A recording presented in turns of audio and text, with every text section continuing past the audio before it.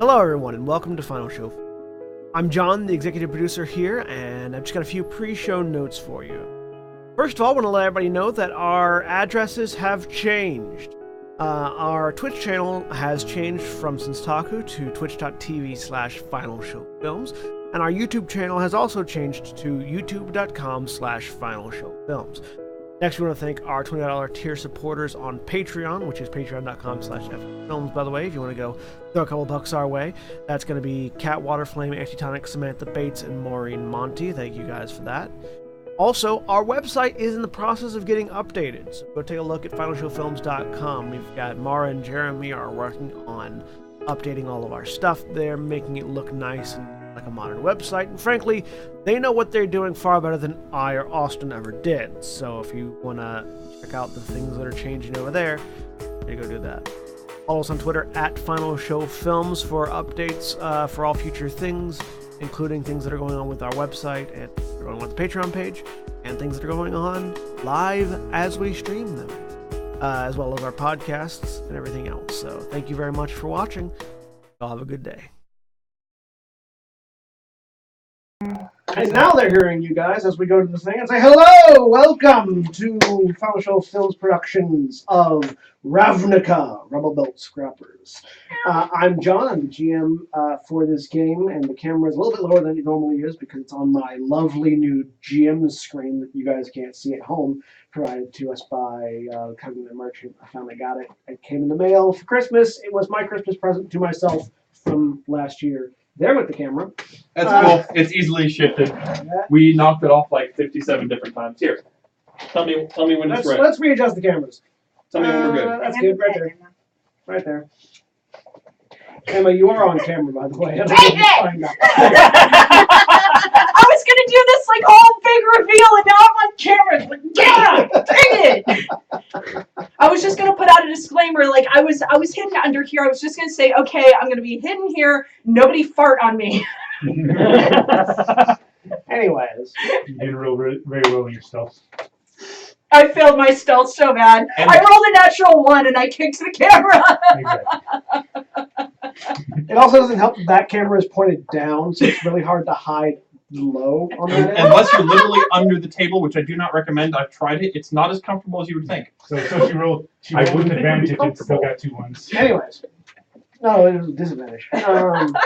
Anyways. So, I'm John. I'm the Game Master. As we are playing in the world of Ravnica, using the Guildmaster's Guide to Ravnica. I love you too. Sorry, John. As I try to do my opening spiel. Don't worry, John. Nobody gets to finish their opening spiel uninterrupted here. No, it's true. And that's a Final Show Films thing. I'm sorry. Actually, that's a group of almost 30-somethings getting together. Because you notice that the early 20s people are not interrupting us. No, the early 20s people are interrupting us. I'm just 25. 29. I always forget. Okay. See, Rudy's almost 30 and he's See, not 25 is interrupting. mid-20s. We're literally in the middle of the 20s. Quarter of a century person. Yeah, exactly. Anyways, Back to Rubblebelt Raiders. Rubblebelt Scrappers. Now I'm going to have a card. Rubblebelt Raiders is a card. Scrappers is not. Or it's always sunny in the Forgotten Realms. Well, we are playing in the plane of Ravnica. Using the Guildmaster's Guide to Ravnica, I am going to be running with this group of individuals through a mini-campaign as they partake in the clan of Gruul. Not Gruul, then die. Correct. Joining me today is William. Hi, I'm William, and I'm playing Shani Dragonheart, who's not quite certain how she got here because she's a dwarf, and as you might know, there's no dwarves on Ravnica. Well, you know how you got here. I know how I got here. Unfortunately, something exploded while I was on Kaladesh, and here I am. It happens. And then you sort of got adopted into the Gruul clan. Also joining me is Holly. Hi, I'm Holly, and I am playing Ari, and she is a centaur, and she is a druid. And Austin. Hi, I'm Austin/Units, and I am playing Kovar, the Centaur Rogue. He's nicknamed Crowbar. rogues come in all kinds. You need rogues that are sneaky, and you also need rogues that know how to beat people upside the I head. should probably mention, by the way, that I'm a monk. And Rudy. Yeah, I'm Rudy. I'll be playing Garrus, Minotaur Barbarian. And Zach. Hey, I'm Zach, and I'm playing Razgun, the Goblin Wizard. Stan is out of town, but he'll be joining us again sometime in the future.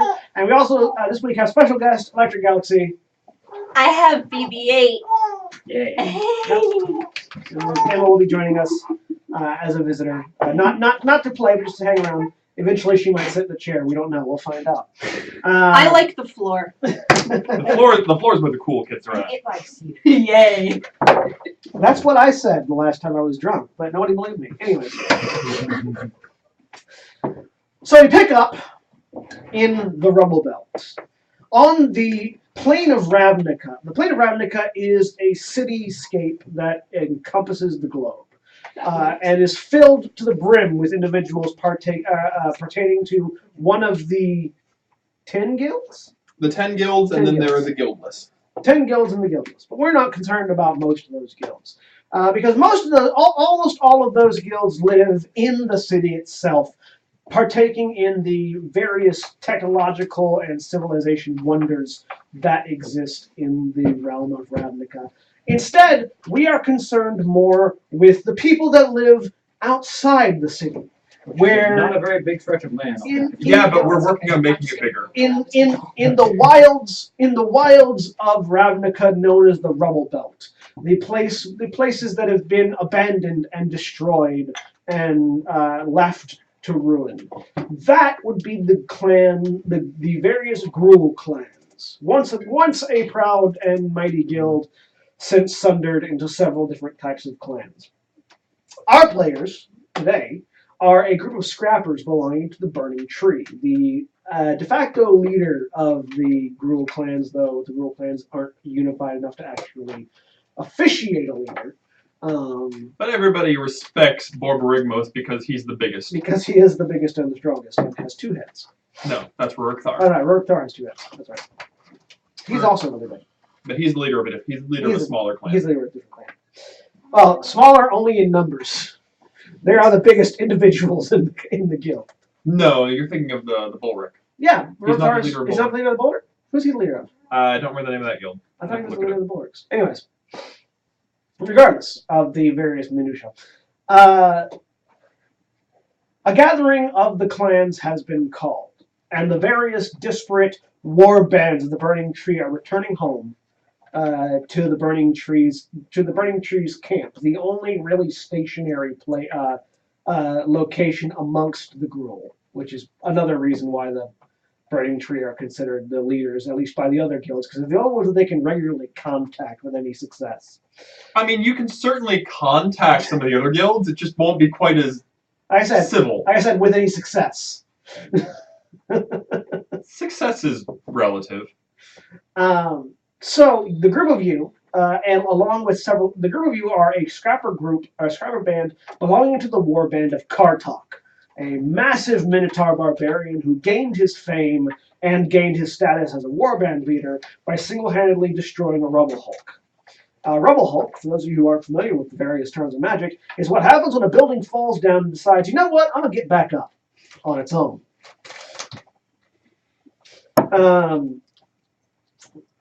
Your warband in particular has been scouting a little bit closer to Izzet territory than most others, and so you in particular have been having to deal with the cast-offs of the various bits and bobs that the Izzet always tend to mess with. In fact, your wizard, the wizard of your scrappers actually has a little bit of Izzet technology that you can add to your character sheet now. On the last scrapping tour that you guys went out on, you managed to find a pyroconverger. You're not quite. You've only just recently sort of figured out how to work it, but you have a pyroconverter which you can already have attuned to yourself if you wish. Cool. That you managed to find on your last scrapping. Your group, as well as 2 other groups of scrappers, are called before Kartok. This massive minotaur with one horn broken off, a giant axe over one shoulder, and a giant war pick over the other, as he sits on a pile of rubble. A tamed maca sitting at his side. This large Tame. as tamed as maca get. As tamed as the Gruul keep their animals. Which is as tamed as maca get. No one else tames maca. Gruul's tamed them. Gruul tamed They them. befriend them. They befriend them. Might be more accurate. Yeah. A Maka that won't bite anyone who is a Gruul that he doesn't want it to bite. Yes. I mean, His befriended maca sitting at his side. So the group of you are sort of in the middle of these other 2 scrapper groups. On your left-hand side, there are a group of Goblin Sappers.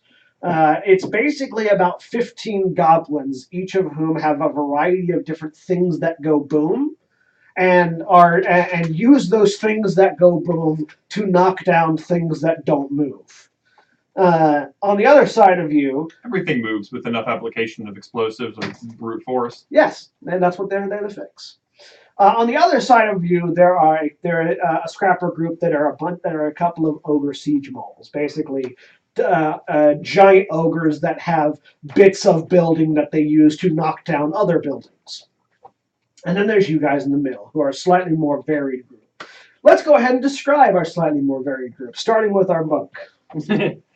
I believe that the way that I had initially described Shani was sort of the dwarven Chandra, in that she's very pale, bright red hair, and very angry looking at just about all times of day.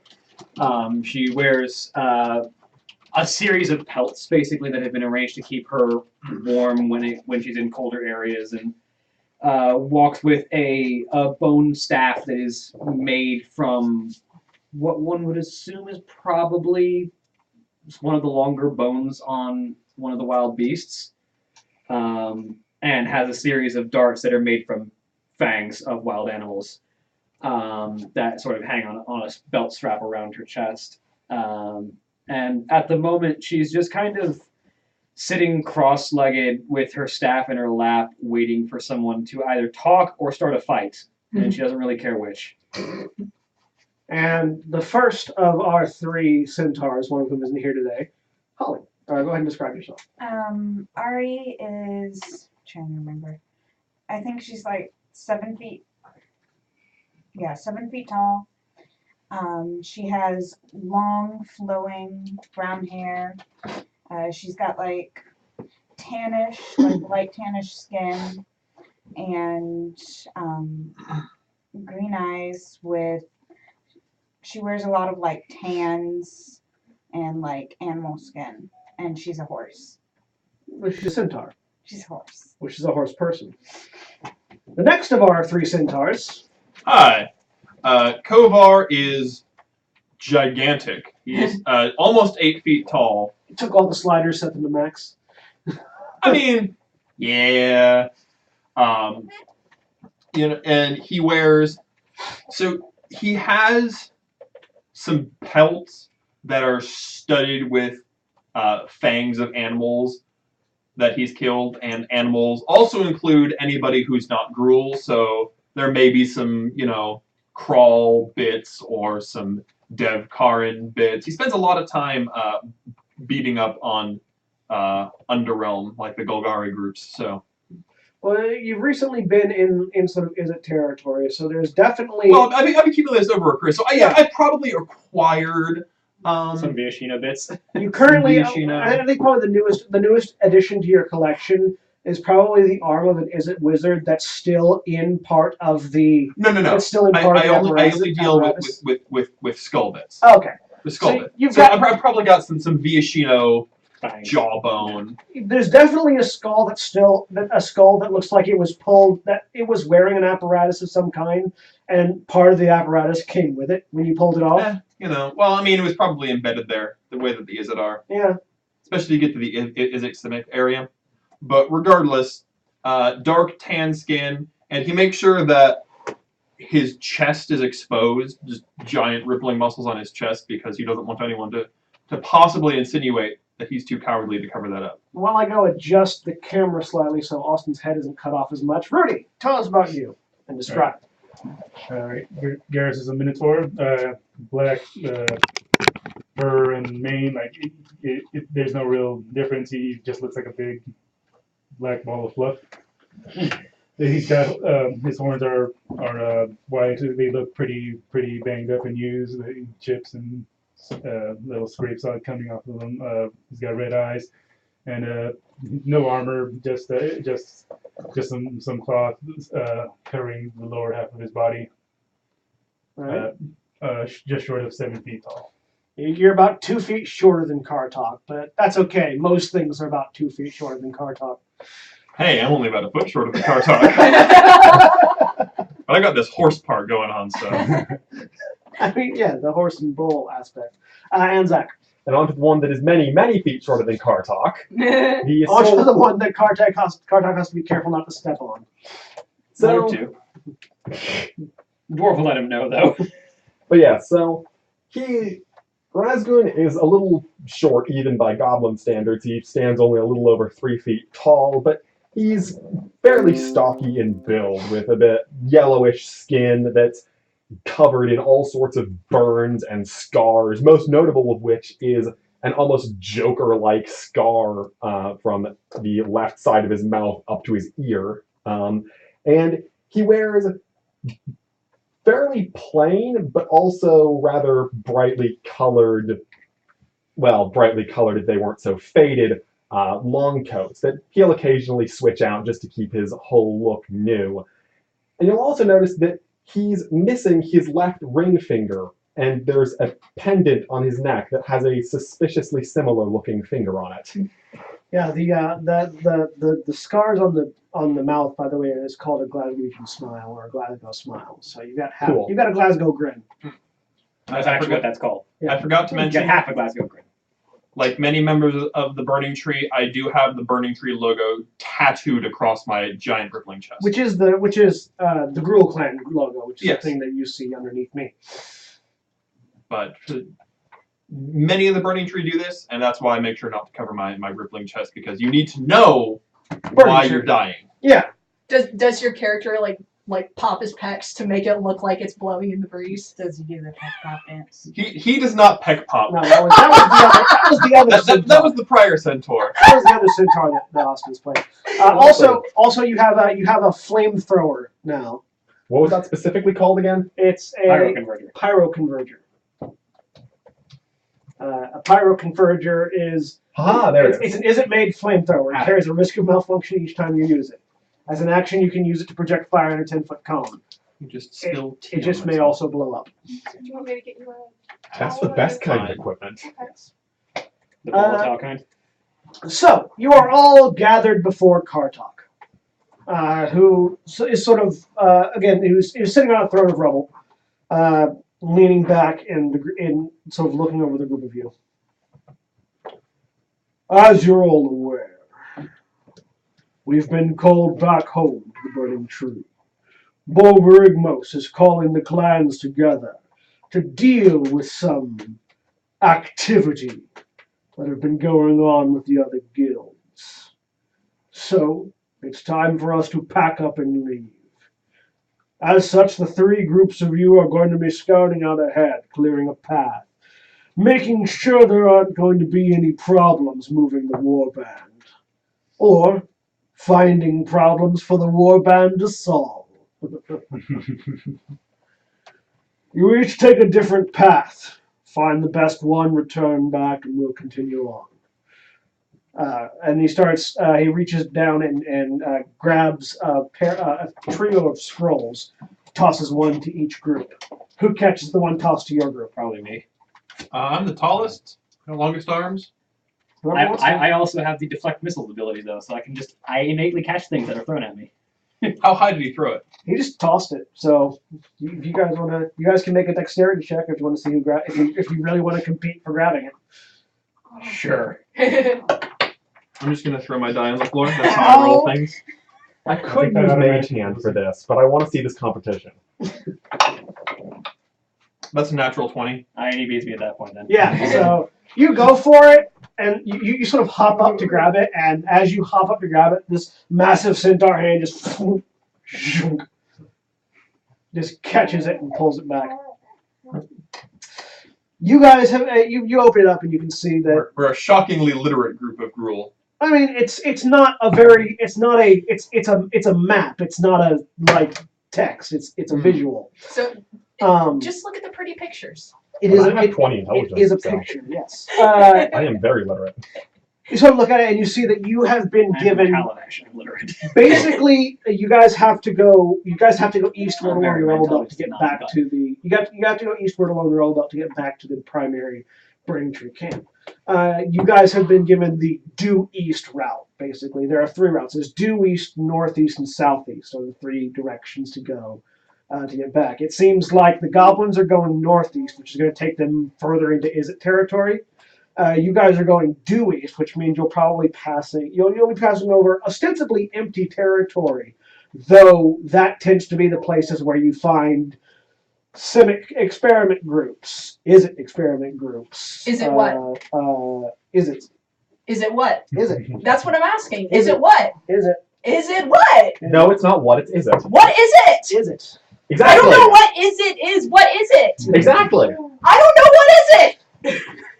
After this epic distillery We routine. can stop the and then south tends to go into Boros territory. So it seems like the ogres are heading towards the Boros territory, the goblins are heading towards Izzet territory, and you guys are heading towards the mystery box. To be fair, it could also be Selesnya people trying to reclaim the wilds, or it could be Yeah. Gary trying to scrap from the wild. Or it could just be a building.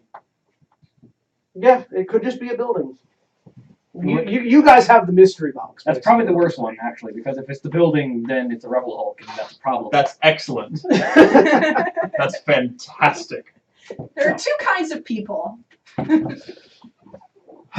So Kartok hands the things, tosses out the scrolls. You guys check them out. Looks down. Go see the shamans before you head out. They've got charms for your weapons. Perfect. Go. You go. We go. Sure. So you guys head over. There is a Centaur Shaman who you guys know who to go to, who you approach to, and basically you know what you're supposed to do here. You offer the Centaur a weapon, and they will apply the Gruul signet to it. And the Gruul signet is a magical thing. Hang on, let me pull it up. Gruul charm. They apply a Gruul charm to whatever weapon you provide. Gruul charm, you can activate it at any point. It's an action to activate it. When you activate it, you cast either the heroism or thunder rave spell, specifically the 3rd level versions. Alternatively, as a reaction, when you miss with a weapon attack, you can make another attack against the target that you missed. Either way, after you use it, it's gone. So it's sort of a one-time boost that they give you that will be attached to a weapon of your choice. So, Shawnee, what weapon do you provide? My quarterstaff. Yep, you get the brand of the burning tree is emblazoned upon your staff and glows with a sort of ethereal light. Ari, My scimitar. it gets branded.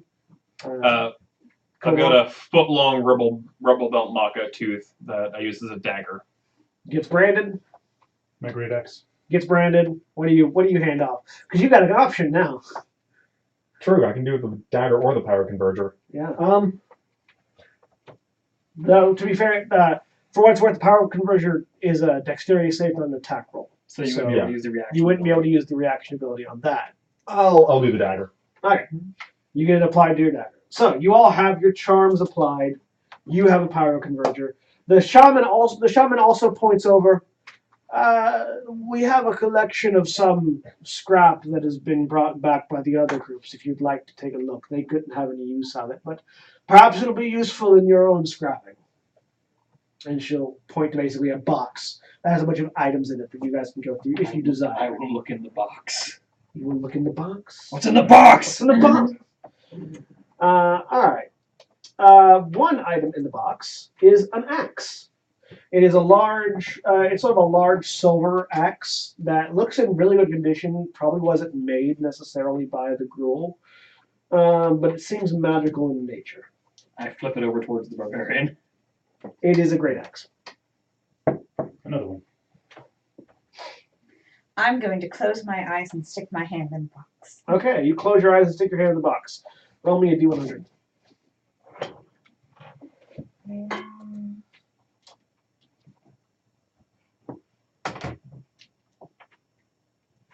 97. You accidentally stab yourself on a dagger I expected that. and take a d4 and take to 1 point of damage. And I need you to make me a Constitution save. yes. As you stab yourself on a dagger of venom. I need you to make a Constitution saving throw as you stab yourself on a dagger accidentally. 16. That's enough. Yeah, you don't take any additional damage.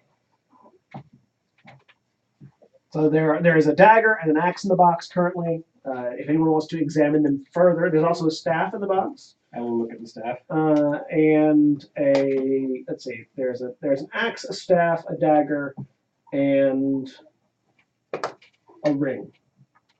Are the 4 items that are in the box.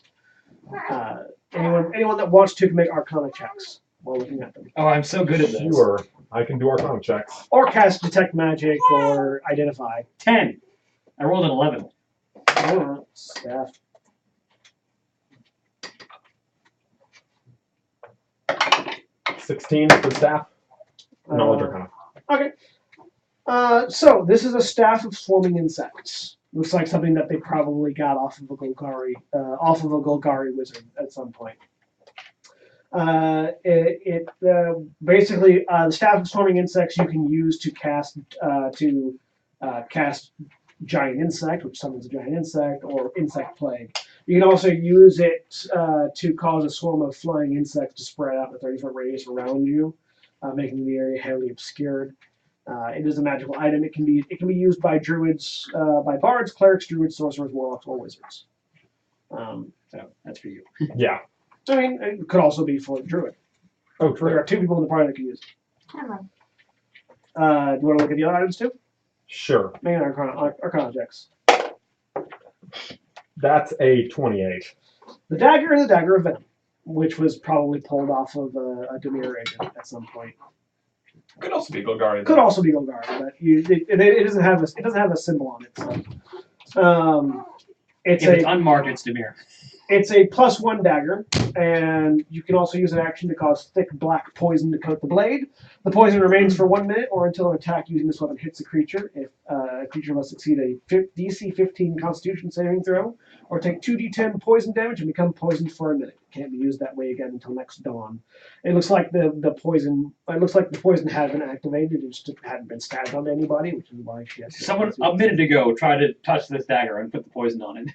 Well, it remains for a minute, or unless narratively convenient for the GM, just to give you an idea of what it is.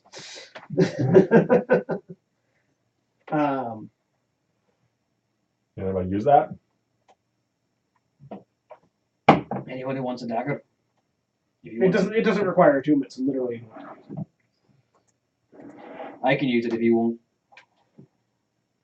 You want it? A weakling's tool. I'll take it then. You get a dagger. You weaken yourself relying on such things. There's a difference between relying and having something to use when it's useful. And do you just take the axe? And if you imply that I'm weak, I'll I'm break checking your to see what it freaking does. knees I in. got a 15. Because that's all you can reach. It's a magical axe. No, because it's what'll hurt worse, because you got 4 of them. It's a magical axe. It's a +1 to attack and damage rolls. It's a berserker's axe. Awesome. It is cursed, which means when you tune it, you get cursed by it. But As long as you remain cursed, you're unwilling to part with the axe, keeping it within reach at all times. You'll have disadvantage on attack rolls with weapons that aren't that one. Unless no foe is within 60 feet of you that can see or hear. Whenever a hostile creature damages you while the axe is in your possession, you must succeed a DC 15 Wisdom saving throw or go berserk. While berserk, you must use your action each round to attack the creature nearest you with the axe. But it is also a +1 battle axe. Also, doesn't it give you extra health? Yes, when attuned to this weapon, your hit point maximum is increased by 1 for each level you've attained. So you get an extra 10 hit points while attuned to it, if you take it. And the only downside is you have to smite your enemies with it. Or whoever's nearby. Don't let your friends be nearby. Keep your enemies close. Yes. The only downside is that you rage like you rage, and you can't use other things to hit with it. I'll keep it on. I won't attune to it, but I'll keep it. All right. Yep. Those are the items you have.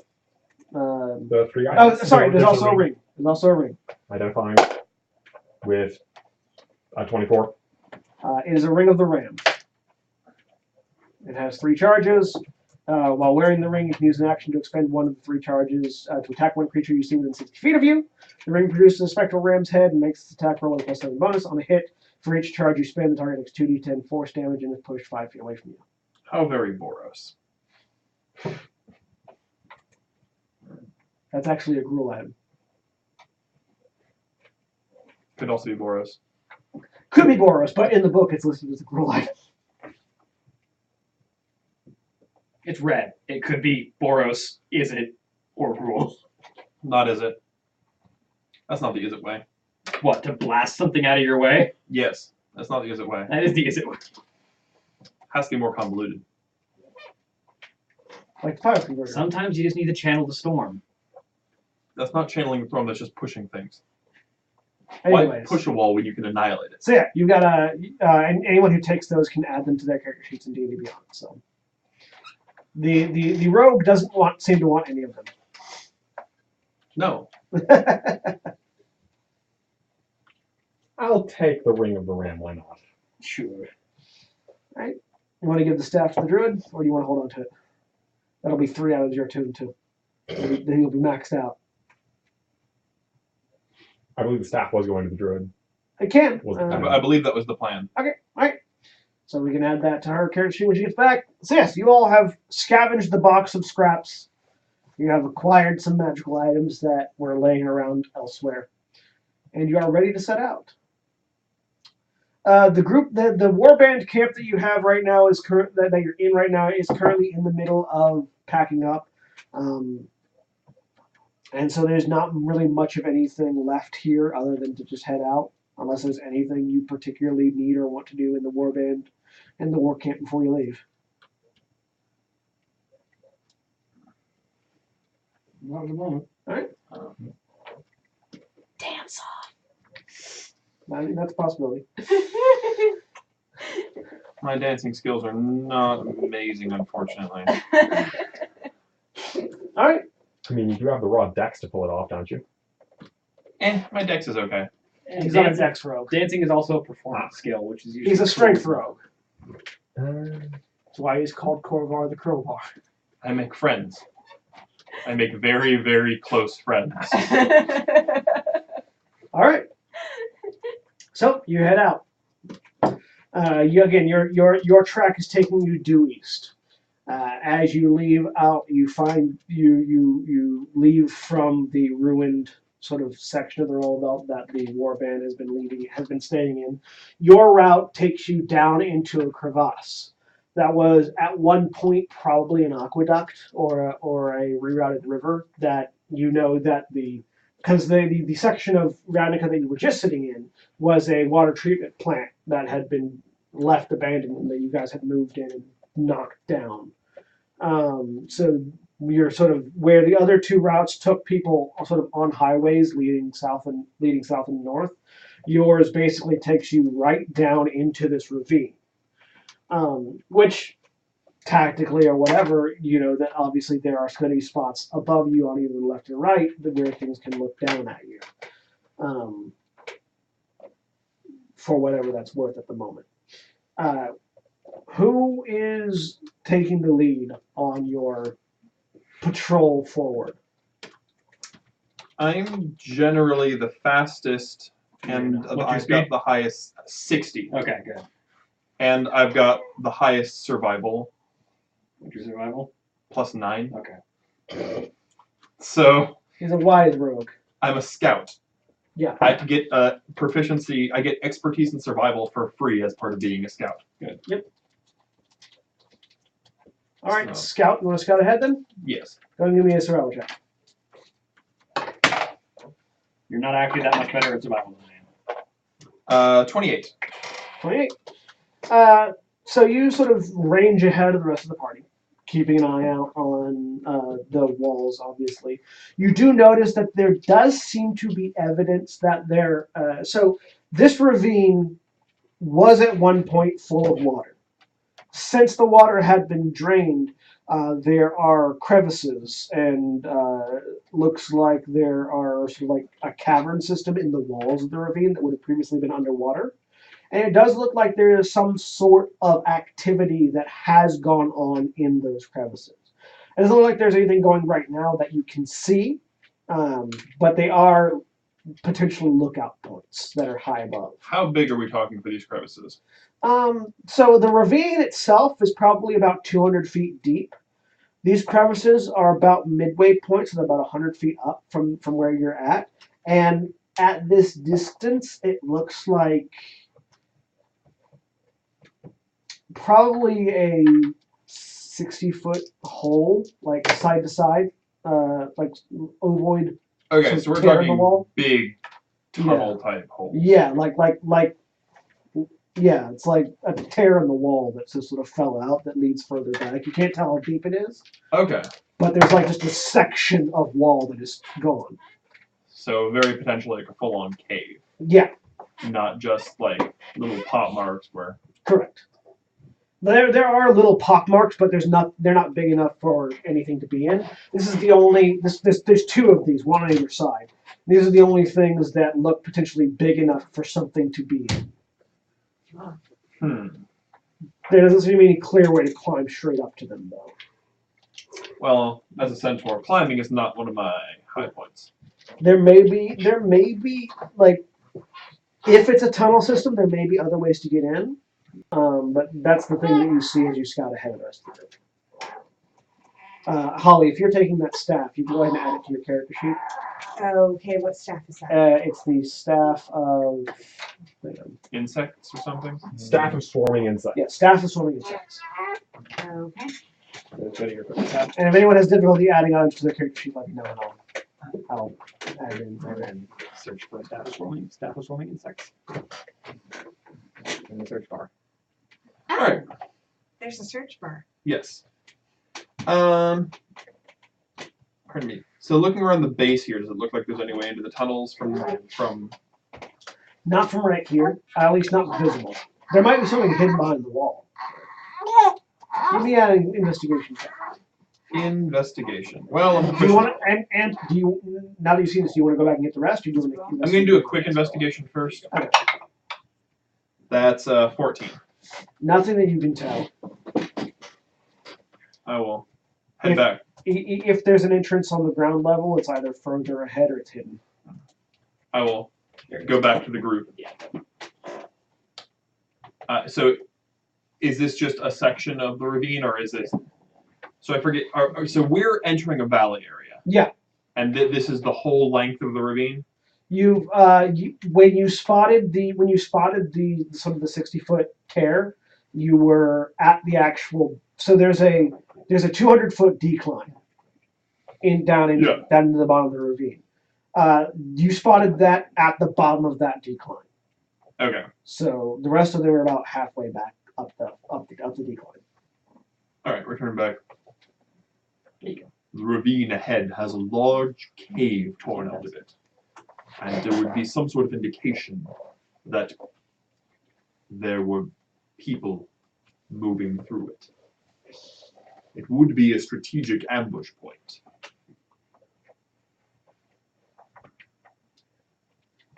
And you think they're waiting for us? It wouldn't make sense for them to be waiting for us specifically. After all, this is abandoned. most of those weaklings prefer to stay within the city. I'd be curious as to why they would set up a spot out here.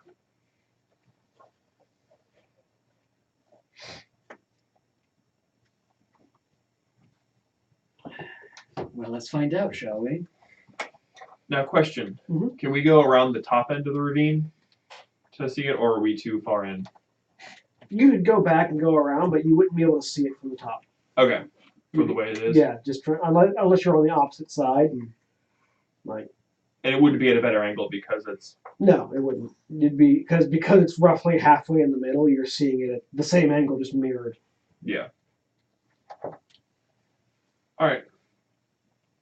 You lead them back down. Yes.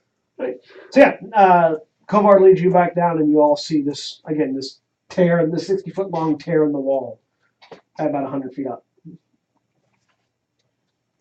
All right. Well, I'll get up there and set a rope down for you then.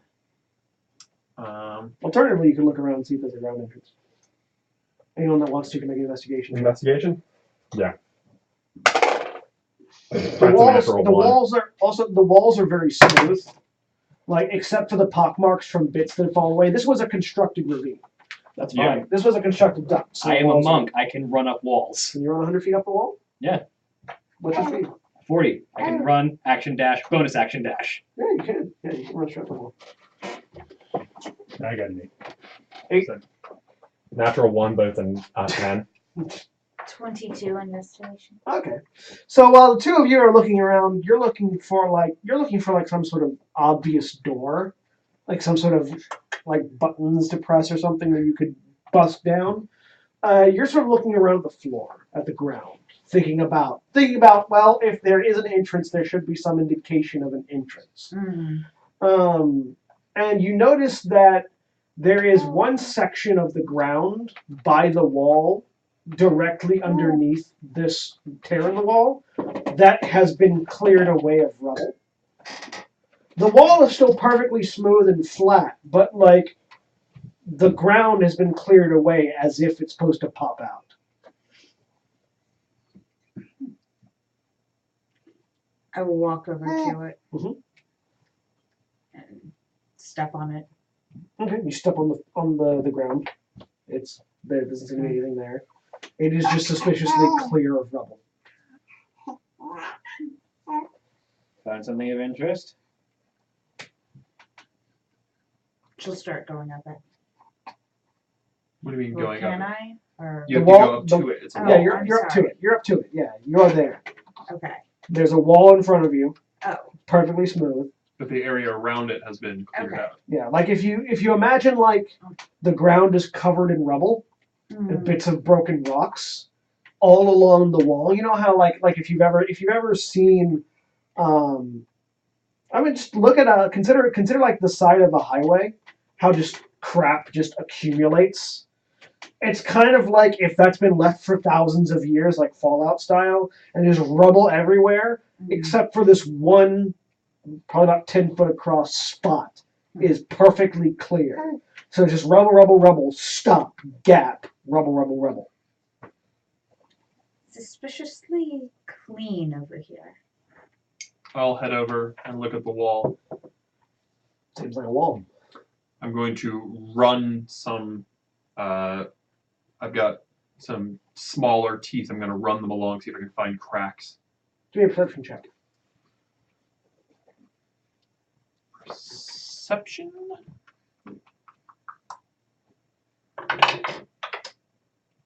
$26. As you run the tooth along it, there is this slight bump in two spots.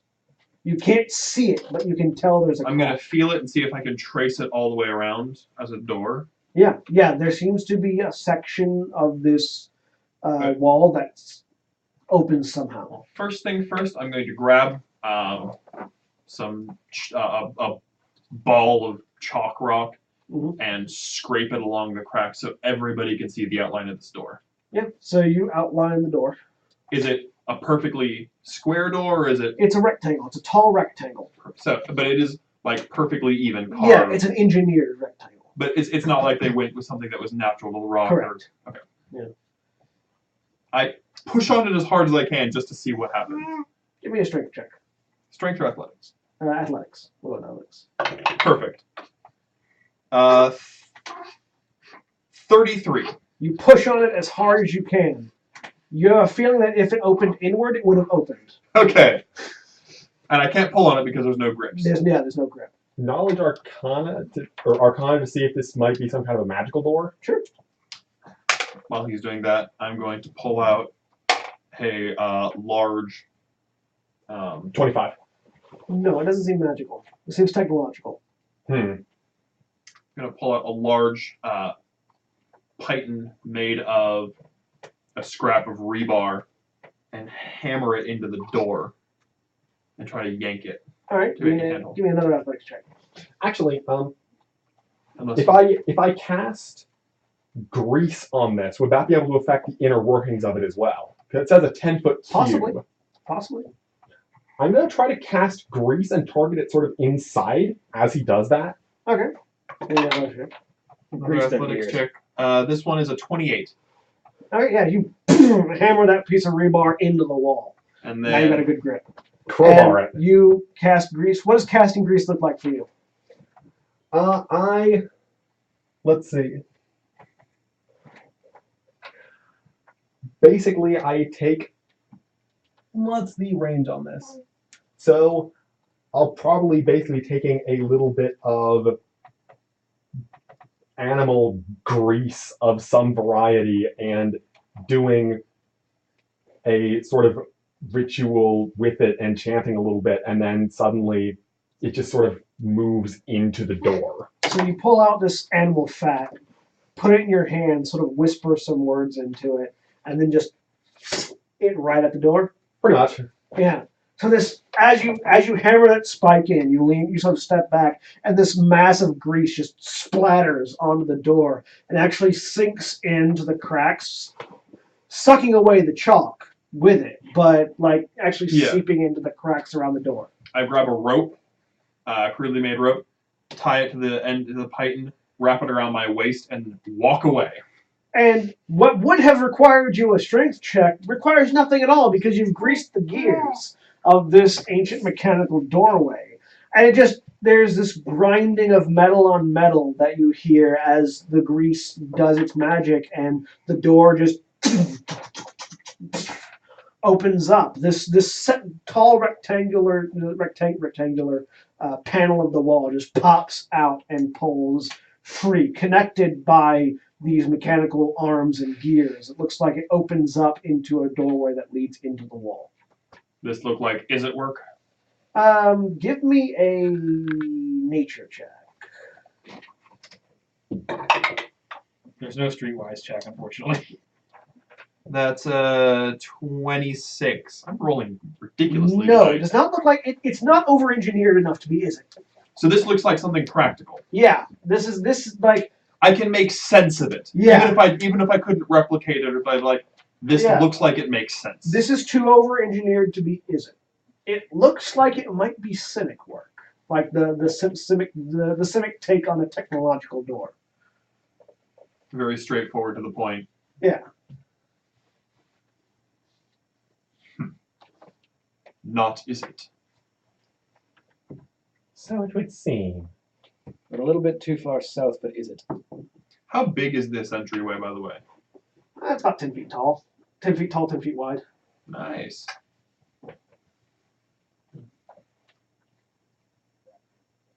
So, shall we go? Actually, no, it'd be, because it's a rectangle. It's a rectangle. It'd be 20 feet tall, 10 feet wide. If we're gonna, Is there any light in this tunnel? No. How well does the light you see in the dark? That's what I'm looking. I forget if I have dark vision. I have 60 feet of dark vision. So do I. I'm trying to see if the centaurs do, or the minotaur. It'll say in your. It'll be senses- under, senses, under saving throws. No, you do not have any No. additional sense types. I did this. I was trying to correct my wisdom score, and now it says my wisdom score is 3. No, that's the. Because you did your ability score, you were offline when you set your ability score, so Oh, because it was set at 17 and it's supposed to be 18, so I was just trying to make it go up 1. it should be 19 actually. It should be You get 19. +1 from Here. the centaur. I will fix it for you. Yeah, go ahead. Oh, Okay, While he fixes it, it's let's supposed see. to be 19 then. Yeah, we don't have dark vision. Yeah, you Yeah, no, neither centaurs nor minotaurs have dark vision. I, however, have a torch. I have produced flame. Well, unless you do something, I'm going to pull out a. Produce flame is a cantrip. I will produce flame. I start to pull out a Okay, torch, so you have a modifier of +3 and a racial bonus of +1. she should. Her abilities. Sorry. One of her ability bonuses was supposed to put +2 into wisdom, but she was offline when she made that, so it didn't go through. Hang on, I'll fix it for you. Yeah, I see it. Ability score improvement, Thank you. wisdom. Yeah. Like it had it set at 17, so I was just trying to fix it, and then all of a sudden it got. Refresh the page. It should be fine now. Okay, then it just got set to 3, and that's. If you refresh your character sheet, your wisdom is now. Thank you. That's much better than having it at 3. D&D Beyond is useful because if you mess something up, your GM can go in and go fixed. Anyways, so yeah, there you've got this tall and you've got this rectangular door and hallway that goes in. It is dark in there. Minotaurs and centaurs do not have dark vision. But as I was starting to light a torch, he. I am the torch. If you're going to light the way, how about I scout ahead since I can see in the dark and I don't need to give myself away with a light. Alright, you want to give me a stealth check? Sure. That will be a 19. Alright. So you stealth ahead down this hallway as the rest of them follow behind. The hallway very quickly gives way from the mechanical outline to this sort of rocky crevice in the wall that is lined, it's sort of wet on the floor and lined with lichen and sort of coral. Lichen, by the way. That word. It is spelled lichen, so to be fair. Yeah. Lichen. But lichen would be very concerning because that'd be Golgari. Lichen and coral. Lich lichen. Yes. All manner of substances that typically grow underwater. In this sort of hallway that is wet, very, very clearly damp and wet. How much history do I know? Any signs of movement as I keep going further? Not yet, no. Is history a skill? It is a skill. Yes.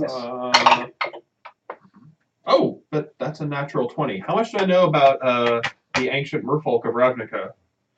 The natural 20 making a 19 on my history check. Not much. You don't come in contact with. Typically you only ever come in contact with merfolk when you're killing them. Well, I mean merfolk, but like the fact that there are no seas or lakes anymore, and that there used to be, and then yeah. Would I even know that much? Just because of the fact that you're a Gruul Centaur, you know that there used to be lakes and that there used to be rivers and that there used to be things that lived in them. And you know that there are merfolk that exist current day, that there are probably something similar to them that existed back then as well, that lived in the water, but that's probably the full extent of your knowledge of the ancient Oh, and to clarify, we are, present time to Guilds of Ravnica? Yeah, present time to the current. So we're after the merfolk have re-revealed themselves to be a thing? Yes. In return, okay. Yes. Cool. I know none of this. Austin knows a lot about But yes, the merfolk have you know that merfolk exist now, and you know that they probably existed back then. But that's probably the full extent of your knowledge of merfolk. Fair. I'm just checking to make sure that player knowledge, character knowledge. Yeah.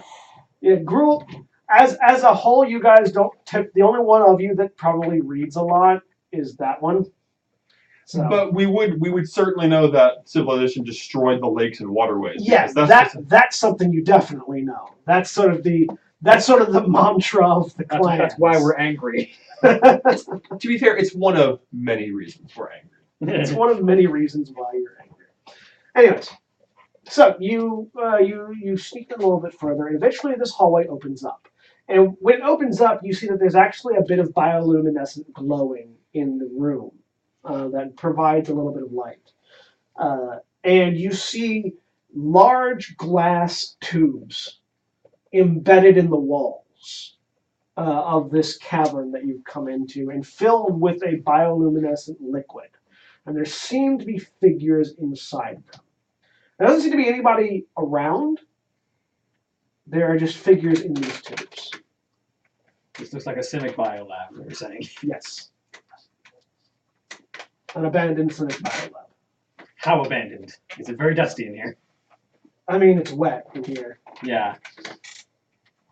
Can I see any signs of recent activity? Give me an investigation check. Investigation or perception? I'm mostly just looking for traps, tracks and stuff. Well, investigation because you're looking for activity. You're looking for activity. You're not looking for something currently moving. You're looking for signs of activity. So investigation. 18. Roll a 19. It doesn't seem like there have been. It doesn't seem like there's been anybody in here for a few weeks. But there has been somebody in here in the past few weeks. Like it's been a few weeks, but at that point there was somebody here. It looks like the last time somebody was here was roughly around the time you guys broke down the water processing plant. So either someone's completely gone or we're overdue for a visit. Which would have been the point where the ravine was dry. Yeah. So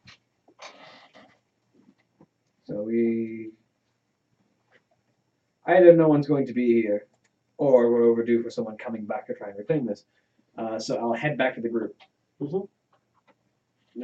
an old Simic biolab up ahead. Looks like no one's been here since we broke down the water processing place. But that doesn't mean they're not going to be coming back soon because it's been a couple of weeks. If I was someone who lost my facility, I'd want it back by now.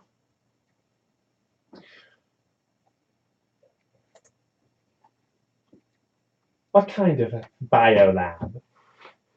Simic, things in tanks. Just the usual then? I don't know what's usual for Simic. Like fish. I don't think they're fish, no. Something. Essentially, I'm wondering how much of a problem this could be later. I don't know what's in them, and I don't know if they're going to wake up as we walk through, but I know it looks like a Simic lab. So typically, a Simic lab's going to be a problem. Shall we get rid of this problem then? I hold up the fire I am producing. Kovar, Shani came back and informed you that there's a Simic lab up ahead with things in tanks. Are we there yet or not? No, you're still in the hallway. You're still in the corridor. And they're not fish. Well, they might be fish. Shani didn't look. There might be fish things, but I don't think they're just fish that swim in a lake and aren't harmful. I didn't ask that. I just asked if they're fish. The Simic are loath to abandon their treasures. Exactly, and it looks like no one's been here for a couple of weeks, so I'd suspect either they're not coming back, or they're going to be back soon because they're overdue for trying to take it back. Yeah, they've Shani determined that it's been abandoned. There hasn't been anybody here. There was somebody here around the time you guys busted up the water treatment plant, and that was the last time they were here, based on signs of activity. Let's go look at these tubes. So you all continue down the corridor. I'm going now. Sure. You find yourselves in a larger, opened-out cavern. There are 7 of these large glass tubes, sort of embedded in the walls, surrounded by coral and lichen. And there is a bunch of bioluminescent. There's the lichen is bioluminescent, so it's providing this glow that's naturally lighting the room. So you don't need to be providing any light if you don't want to. You guys can see just fine. The water in the tubes itself is also glowing, and there are sort of shades of figures that you can see within. You can't really determine exactly what they are because the bioluminescent water is lighting them from around them. So it's more, they don't get an outline, it's just that there's a blur of something. How many tanks are there? 7. And this is the end of the hallway, basically? No, this is a cavern complex that continues on, and it looks like there are stairs that go up. Does it look like water or some other substance in there? Yeah, Are they moving? vaguely. Like they're suspended in the water, so it's hard to tell. Are Okay. the tubes like completely glass transparent, or am I looking at a Mako factor and looking at Makonoids? No, there's it's like a except for where it's attached to the wall, it's a full it's a full cylinder of glass with this sort of odd semi-organic coral thing sort of capping both ends. Okay. And it's all hooked up to they're all hooked up to tubes that are feeding in this bioluminescent liquid. You can follow the tubes actually go into the wall and seem like they go elsewhere. So I'm not looking at the Nibelheim reactor, basically. No. These are definitely cynic breeding pods, though. Like there's something growing in there. Do the silhouettes look similar to each other or completely different? About 6 of them look similar. One of them is much larger, and the cylinder itself is also larger. I go up to one of the tubes and pull out a large chisel and my hammer. Best way to know what this is. Does anybody object as I raise the hammer? Because I'm giving a pause looking around the group. I grin. Let us end this experiment. Be aware it might wake up when you break it out, so I'll be ready to kill it. If only we're so lucky. And I smash the tube. So yeah, you smash the glass. It shatters. This water comes gushing out of it. Give me a Constitution saving throw as you get covered in this liquid.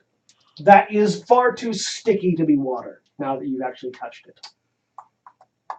17. It's a culture fluid. You take 6 points of acid damage as this liquid burns your flesh a bit as it pours over you and hits the ground. And there is this sort of rattling, almost like if you could vocalize the sound of a rattlesnake sound, as something leaps out of the tube and just latches onto you. So the xenomorph noise. Kind of, yeah.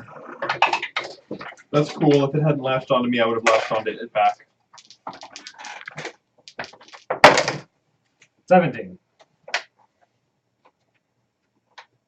What is my initiative? My rolls are insane tonight. 14.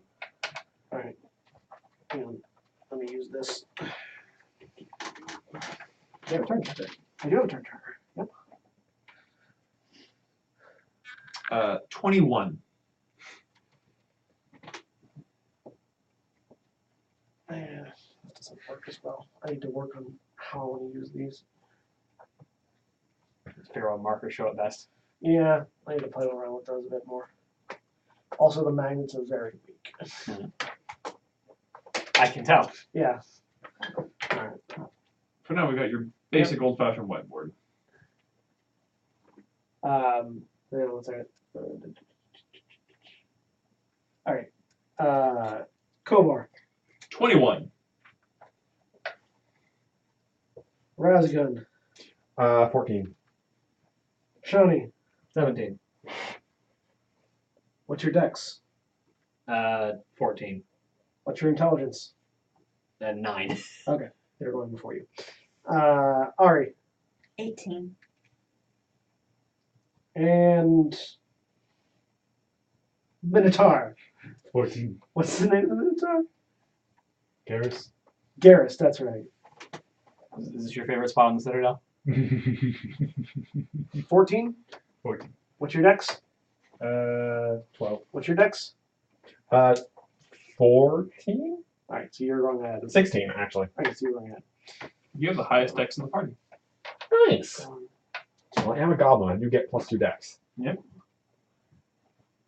I also might have All the right. highest con in the party. Kovar, What's your con? 18. It's higher than mine. it is your turn. So what is this thing, Uh, and where is it in relation to my So, face? it's right in front of you right now. It hasn't actually latched onto you yet. It is a humanoid-looking creature that is covered in like fish scales. It's not a merfolk though. It looks kind of like the scales look more like armor than scales. It looks like they're positioned in a way as to be armor, covering vital signs.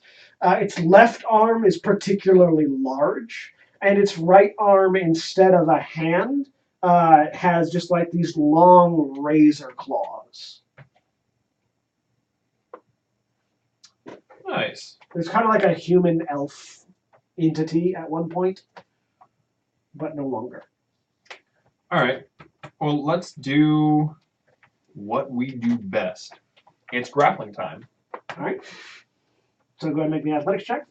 A grapple rogue? Yes. Rogue got expertise. And it doesn't take a feat for them. 33. Okay then. You beat him.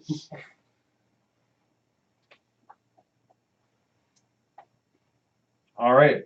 He is grappled. Yep, which means you have got a speed down to 0. Where's my conditions? There we go.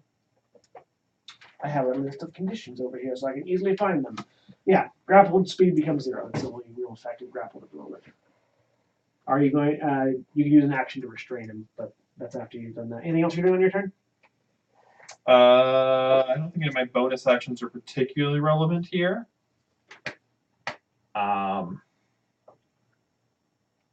Dash, disengage, hide. Not really things I particularly want to do. So. All right. So you. I'm just gonna hold him up as a nice fair target for everybody. All right. That makes it Ari's turn. Okay.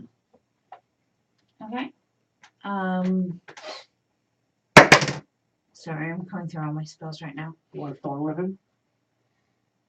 What now? You want to thorn with him? That was one of my ideas, yes. Don't forget you can do your cantrips as many times a day as you want to, so you don't have to worry about. Cantrips are free. Don't worry about running out of those. Cantrips are going All to the be way up to the top, like Thorn Whip, Primal Savagery. Okay. Yeah, I'll go ahead and thorn whip him. All right. I believe it's an attack roll, isn't it? Yes, with a +8. Uh,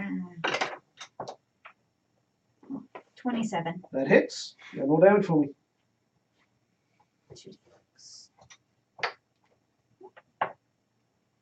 7.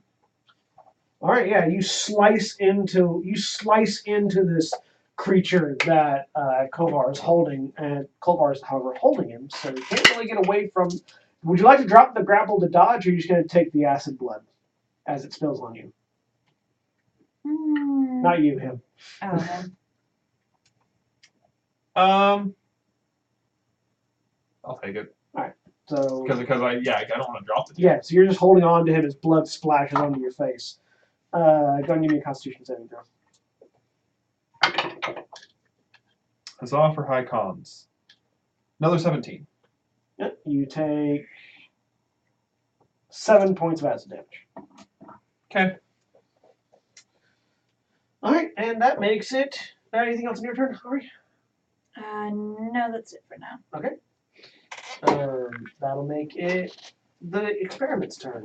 Well, it's got a target that's right next to him and Yeah. isn't, is sort of there for the taking. So Come at me, bro. he's going to do that.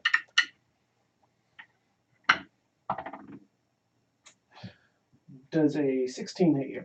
Yes. Okay. And a 26 would then also hit you. Yes. And a 23 would hit you. Yeah.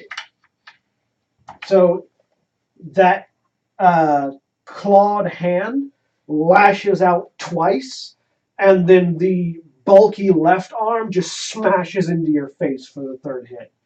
So for the first two, you take 9 points of slashing damage, and It's like a jockey and a charger at the same time. 7 points of slashing damage. For the second one, you take 7 points of bludgeoning damage and 12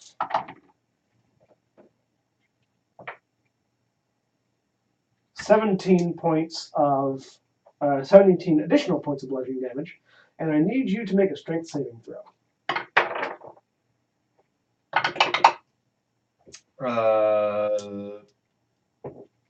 21. Alright.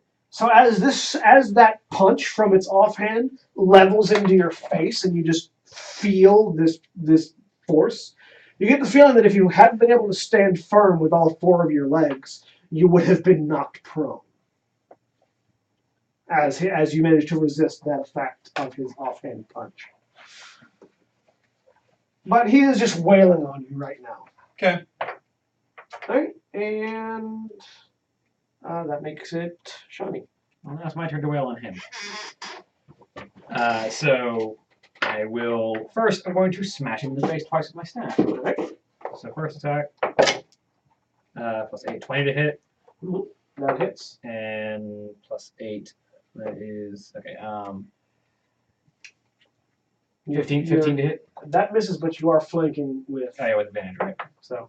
There's a 19 on the die, so that'll be a 27 on the second hit. Okay. So first the D. I need D8s. Have no D8s. Did I borrow a D8?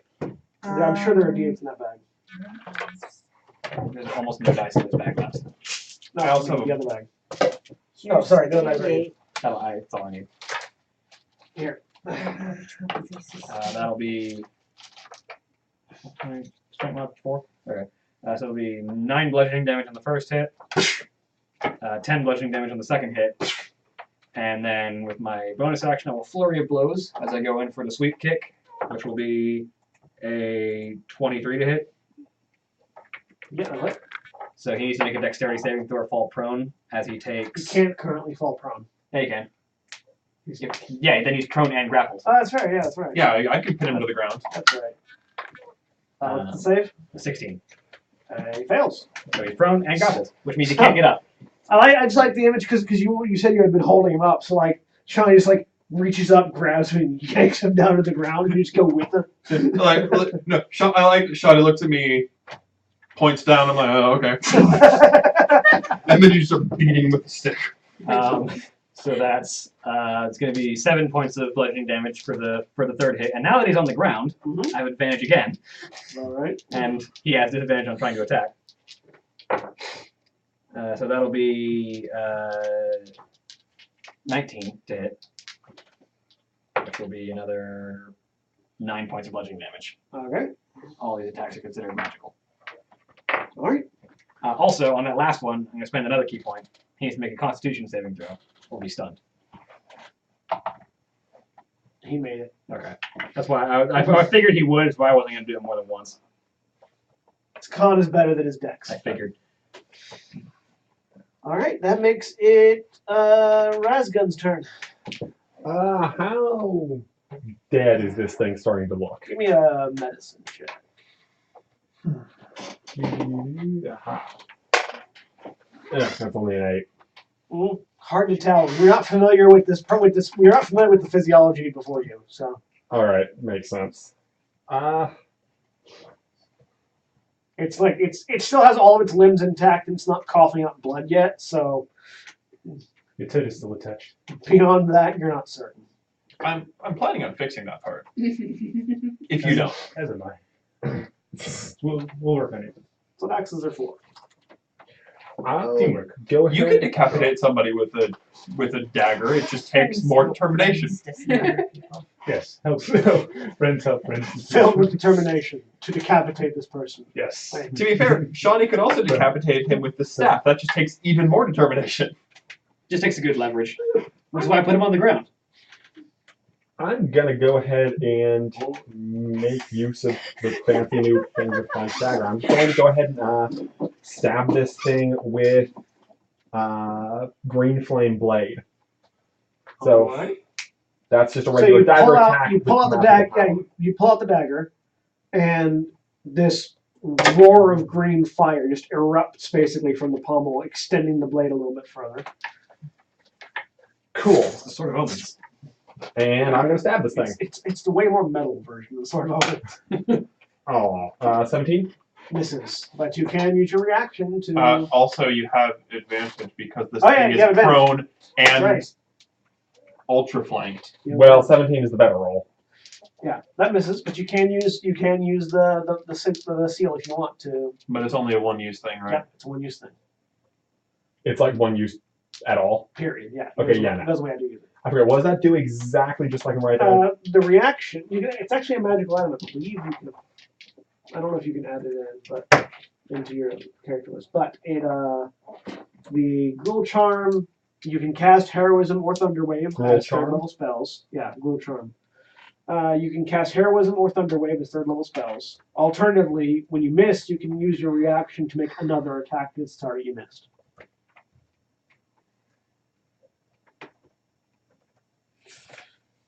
So it lets you try to turn a miss into a hit. Whether or not you care to do so on this guy. Yeah. No.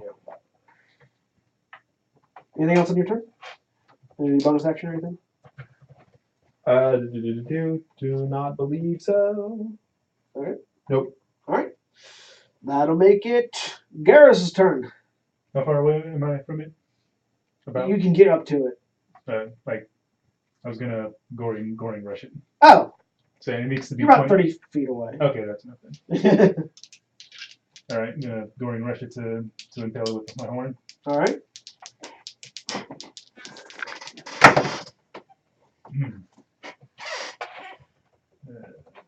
You have advantage because it's prone. You should have got the charm put on your horns. That would have been metal. That is a 14. 14 misses. You get a charm put on your fists? Theoretically.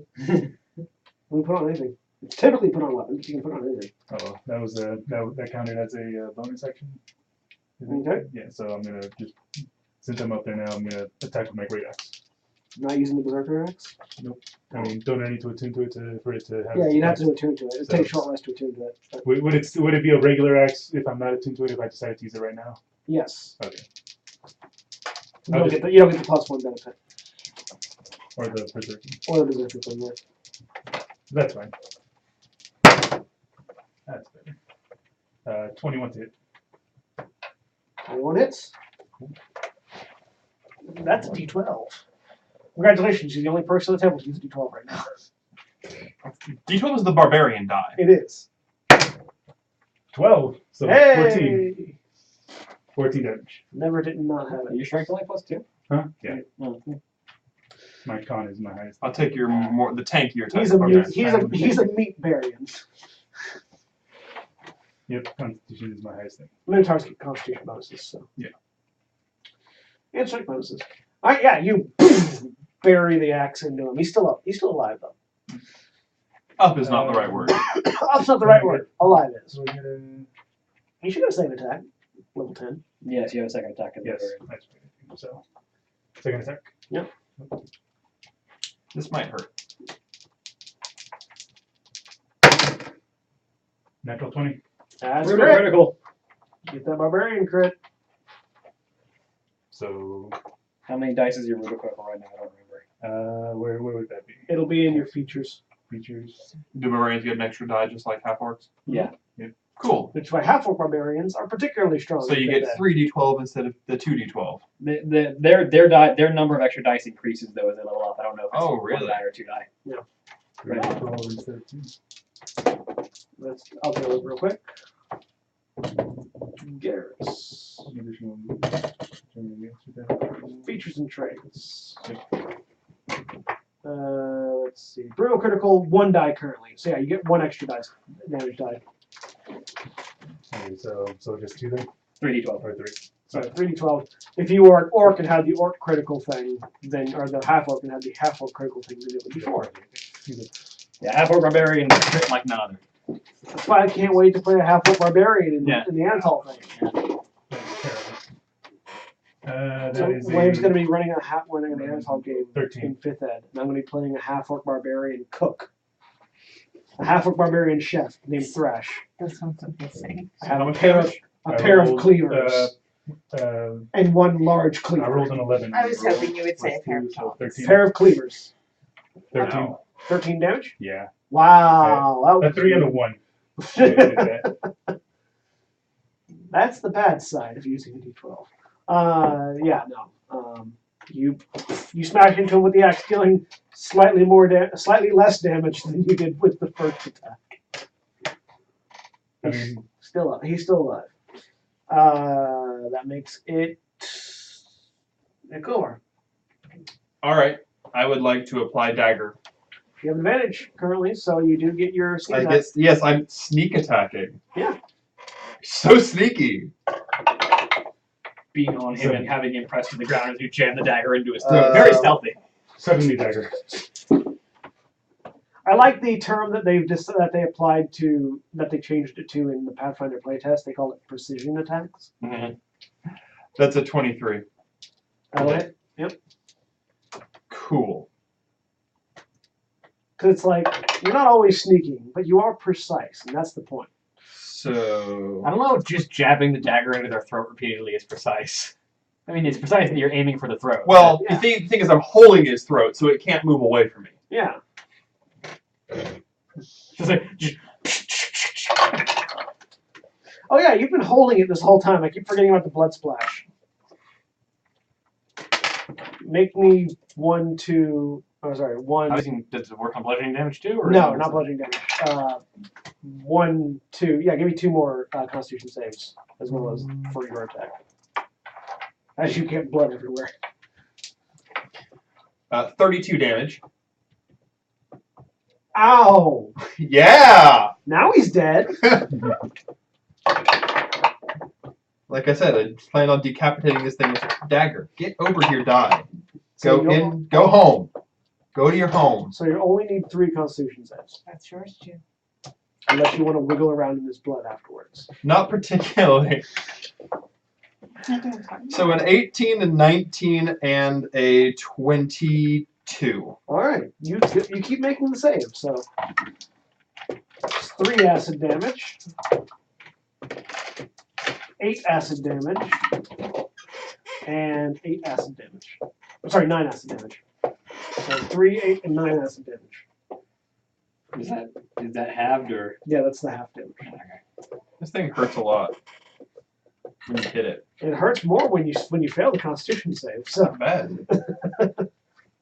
but it is dead now as you jam your dagger into its throat and pop its skull. As I off. pop its skull off, the Simic come from the slow, dark depths. How can they understand the fire that burns in the heart?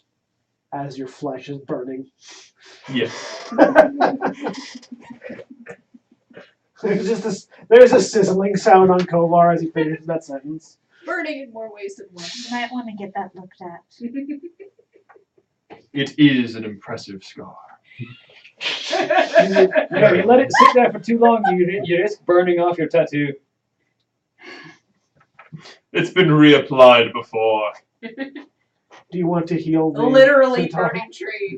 I'm gonna use healing word on him. Do you know how Cure Light? You have Cure Wounds. Yeah, I'm Cure Wounds heals sorry. more. Sorry, I missed that one.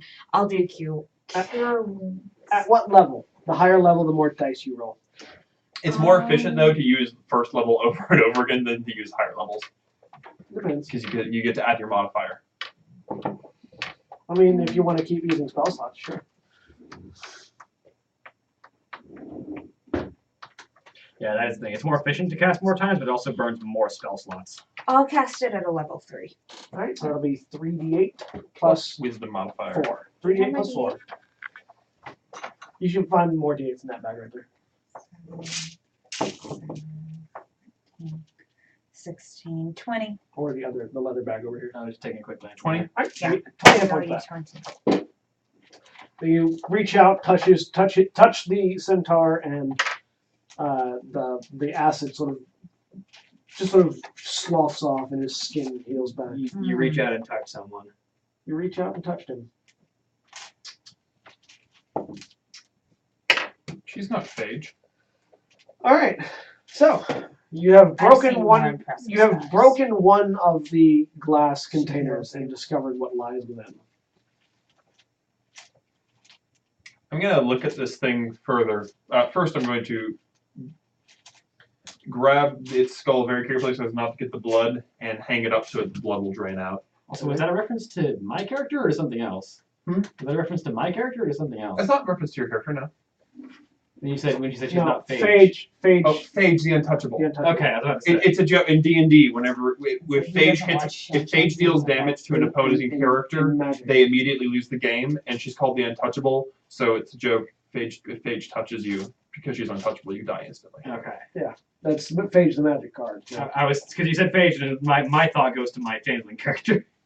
Austin doesn't watch. I went there too, and then I realized Austin doesn't watch Changeling. and Okay. it's I probably watch a clippets magic here or one. there, but You get my summaries. You don't. I really mostly get watch- your summaries. Yeah. So yeah, you've killed. You hang its head up to let the acid blood dry. I'm back to this. Looking at the rest of the body, or were you inspecting the body? Or Yeah, I'm inspecting the rest of the body. Yeah, you give me an investigation. I can investigate moderately well. Anyone else who wants to can as well. Either investigate or nature. 16. Oh, Investigation. nature? Either investigation or Throw it nature. in Oh, the field and 20. use it. My nature's much better. 11 investigation.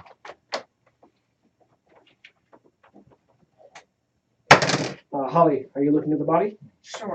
Investigation or nature? Yeah, I'll do nature. 19. William, are you looking? Neither of those will get me anywhere. You can always roll. I Yeah. got it too.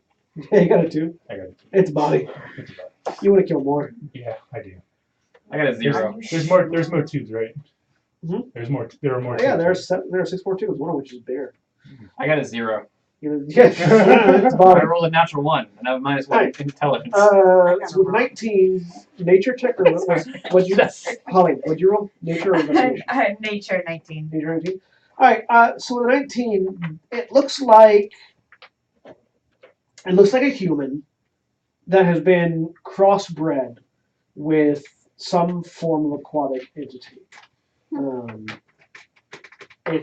looks like the Simic were trying to make a new form of foot soldier. And we're just sort of experimenting on what type of things might work together. You're not certain. This seems like a batch of probably similar things in this room. What'd you get, Razgan? 11 investigation. Investigation. 11 investigation. Yeah, it's some sort of Simic hybrid that they put together. You're not certain more than that. With a 20, pretty much the same thing. Not a merfolk though. You know it's just based on your previous roll. You know this isn't. They didn't combine a human with a merfolk. Something else, some other sort of aquatic creature, to give it the external appearance and the internal acid. Does this thing look like it was fully grown?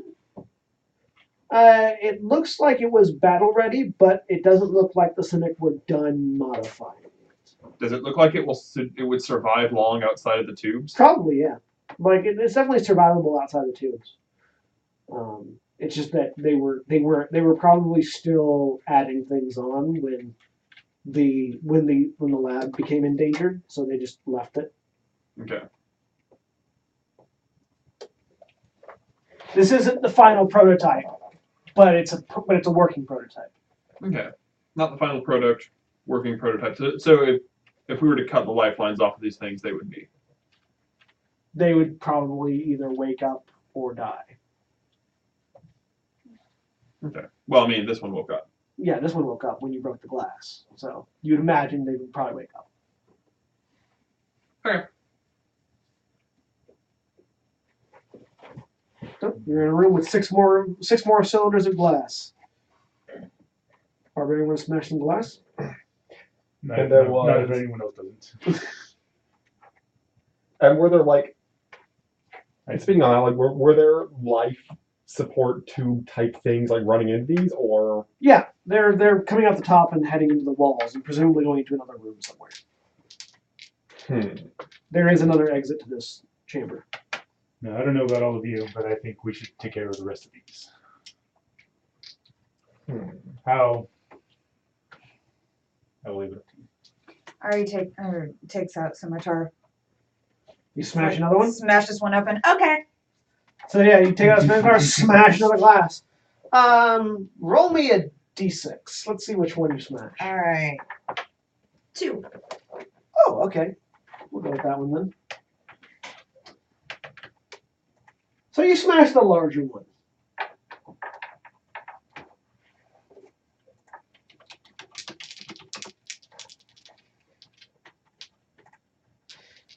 So you smash open the larger one, and you're expecting, something similar, like a humanoid thing or something. Instead, this large rubbery hide colossus of a frog extends a claw out and sort of pulls itself out of the larger cylinder and lets forth an echoing ribbit as we roll initiative again. Ah, rapid hybridization. This die has 21 sides. Wait, what? What? I just counted every single die, every single side from 1 to 20, but there's also this one. It can't be a 20-side. It can't be 21 sided. There's not enough sides on it. I counted every number from 1 to 20, but there's also that extra one that has no face on it. I'm sure. That's an 8. No. There's also... Where is it? There's also... There's the 15 here. There's also this one. That's not a 4. There are 4 elsewhere. Let me see. I'm really curious. So what do we get for initiative?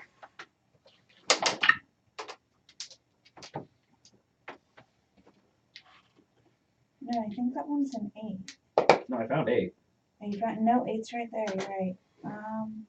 While we're marveling over this dice, Sorry.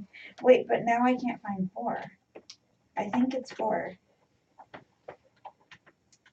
It might be. what did you get, Core? I got 6. Razgan? 5. We were clearly not as ready for this one. Garrus? 13. Shani? 17. Your dex is definitely higher. Ari?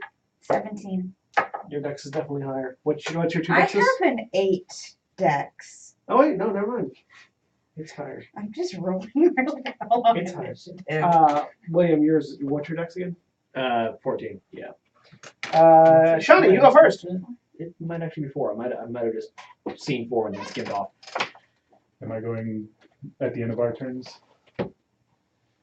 What? Am I going to be last amongst us? Oh, No. No. Razgan is last. So I'm second to 5. last then. No, Kovar's before Razgan. Oh. Yeah. It goes Shani, the experiment, Ari, you, Kovar, Razgan. I mean, I don't have a bad dexterity, but First my attacks with my quarterstaff. So that'll be a 16 and a 19 to hit for my 2 attacks. Both those hit. All right. So 2 quarterstaff attacks. It'll be 12 damage and 7 damage. And then key point for flurry of blows. First attack, try and sweep the leg again. It's an 18 to hit, so that will probably hit. I need to make a dex save. And failed to save. Okay, so it's knocked prone. Takes 5 points of bludgeoning damage, and then I make my last attack with advantage. I'm going to assume its con's real good, so I'm not going to bother trying to stun blow. It's a 21 to hit, so that's going to hit. And 6 bludgeoning damage. All right. Its turn. It looks down at the dwarf. And it looks up at the dwarf, because I knocked it prone. It gets up and looks down at the dwarf. Does a 26 hit you? Yes. All right. It leans over and bites you, Okay. swallowing you whole. Nice. You take... That's not the right dice.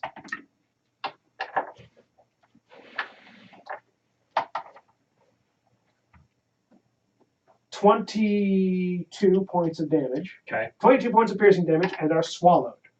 You are blinded and restrained. You are blinded and restrained currently. And at the start of its turn, so at the start of its next turn, you'll be taking acid damage. Okay. It then looks over at Ari, the one that broke the glass. And its tongue lashes out. Make a strength saving throw. That I can make. Hello, little spider. Both of us saw him, yeah. Little upside down spider. 18. That is not enough. Dang it. As its tongue lashes out, wraps around Ari, and yanks it back. and yanks it in right, basically into the space where Shawnee was. Does a 25 hit you? Yes. All right. You take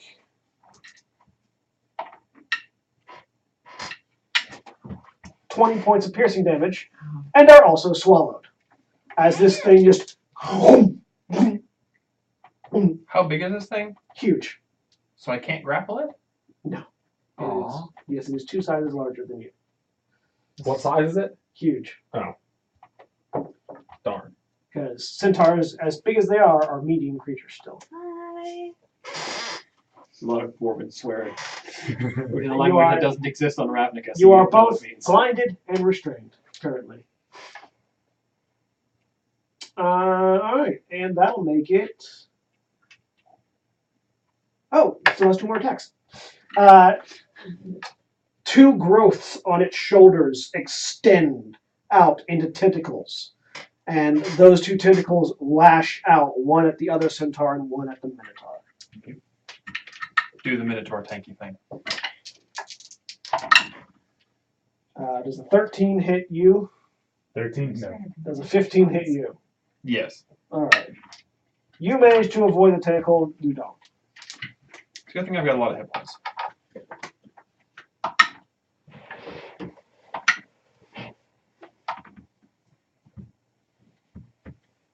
You take 21 points of bludgeoning damage and are grappled as the tentacle wraps around you. So are we grappling each other, or am I just grappled? You are grappled and you're also 20 feet away from it. So you're not right next to it. You're just grappled. You're tied up. You can't move closer. Don't I can make any sort of check against the grapple? On your On your turn. turn. Yeah. On your turn, you can try to get grappled. That's It's just, Okay. yeah, if the attack hits, it grapples you. It just automatically grapples, so there's Yep. no way to resist it. Yeah, it's like wolves. Wolves can do that too. That's kind of stupid, but There are certain creatures that can just grab on, and then if their automatic grapple then has a DC to escape. They don't make opposed rolls to the grapples, so you just have to beat a number to get out okay, rather than opposing. kind of stupid, but whatever. All right, and now it is Ari's turn. Ari, you are blinded and restrained. Can I do anything? Yeah, you can attack. Use a disadvantage on all attacks. You can also try and break out. Yeah. I would like to try to break out. What happens if you shapeshift into a larger creature than it? Presumably that forces it out. Can you shapeshift into a huge creature? I believe she can shapeshift into a T-Rex. I believe there's As long there's as it's rules level for what 10 or happens lower. when you shapeshift into something in a space that cannot expand, but I think that's like for if you do it inside of a cage or something. I don't know. If you shapeshift into a larger or greater creature, it has to vomit you out. Okay, so what would large creatures be? A bear. Centaurs. Bear. You Is a could bear larger than it? No, not larger than it, but a bear is large. But Like there, if there are the- better things to turn into. If the size category is large, you could turn into an elemental. Can I turn into a whale? That wouldn't be That would- helpful.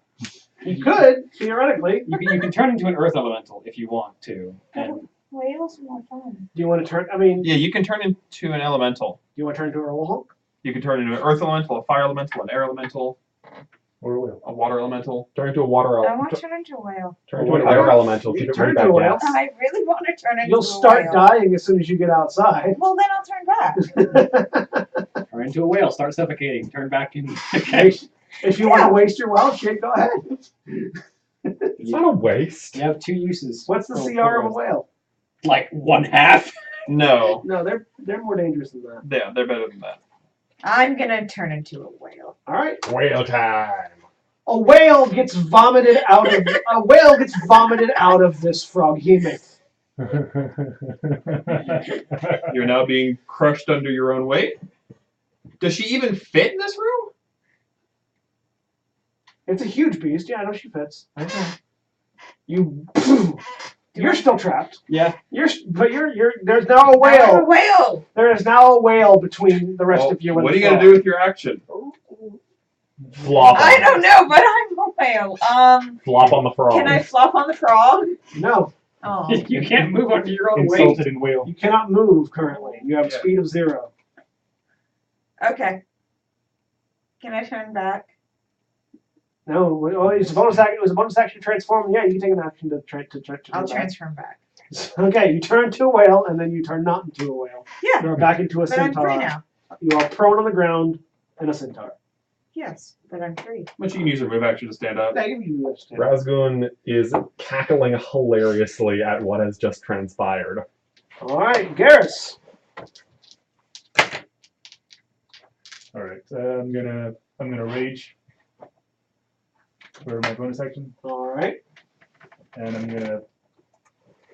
gonna go up to it and hit it with my axe. You Okay. do that. Well, I will try to do that. Yeah, that's 12. A 12 misses. Darn. Second attack. Creative problem solving. I turn into a whale to get out of the fucking. That's an 11. An 11 also misses. That's how my brain works. Your axe just starts bouncing off the rubbery hide of the creature. I don't think I can do anything else, so... Yeah, that was your 2 attacks. Yep, alright. That makes it Kovar's turn. So yeah, you can make an athletics check or an acrobatics check, whichever is better to escape. Athletics is way better. Yeah, you can make an athletics check to escape. But then I can't use my action to do You anything. could also about it. just stab the tentacle. But the tentacle's not it, right? No, but you can still hurt the tentacle. Yeah, but that wouldn't be hurting the beast. No, it would. It would be hurting the beast, yeah. Really? It's part of it. It has 4 tentacles. You can cut a tentacle off. It won't, like, you can't kill it stabbing the tentacle because eventually the tentacle will go away. But But does it deal damage to the creature yes, itself? yeah, it's one hit pool. It's one hit pool. One hit point. Weird. Okay, sure. It has one pool of hit points just if you deal a certain amount of damage to an individual tentacle that breaks off. We're in a grapple, so I have advantage against it. Weirdly. You only have advantage against it if you're in control of the grapple. Okay. Well, but he's adjacent to the creature, so I've got advantage to it. Right? Or not Do you advantage. I got sneak attack, right? Yeah, you got sneak attack. Yeah, because you don't have disadvantage. Yeah. You do not have disadvantage, and there is someone in melee with it. There's someone in melee with it, which means that you can hit it in a particular weak spot.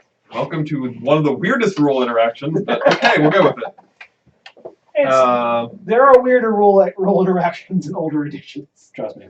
And it's weirder rule interactions in 5th edition. Like that, what is it? What's his name? The god, like... Pun, yeah. Pun was a fluke. There are weirder rule interactions in 5th edition. Does this hit it? Yes, a natural 20 hits. Cool. That also doubles the damage, that also And my doubles sneak the attack, dice yes. in your sneak attack, yeah. I am aware of how this He's more plays. D6s. Yes. Goodbye, Froggy. Goodbye, tentacle, probably. It might be the frog, too. Yeah, if you do enough damage to the tentacle in one blow, you might kill the frog. Weird rule interactions. Yeah. Yeah. If you hit a tentacle with a hammer, 10 times, then it won't kill the frog. But if you cut it off it's cleanly, it's fine. Yeah, it's one of those things where it's like, it doesn't expect you to do more than a certain amount of damage to the tentacle. So.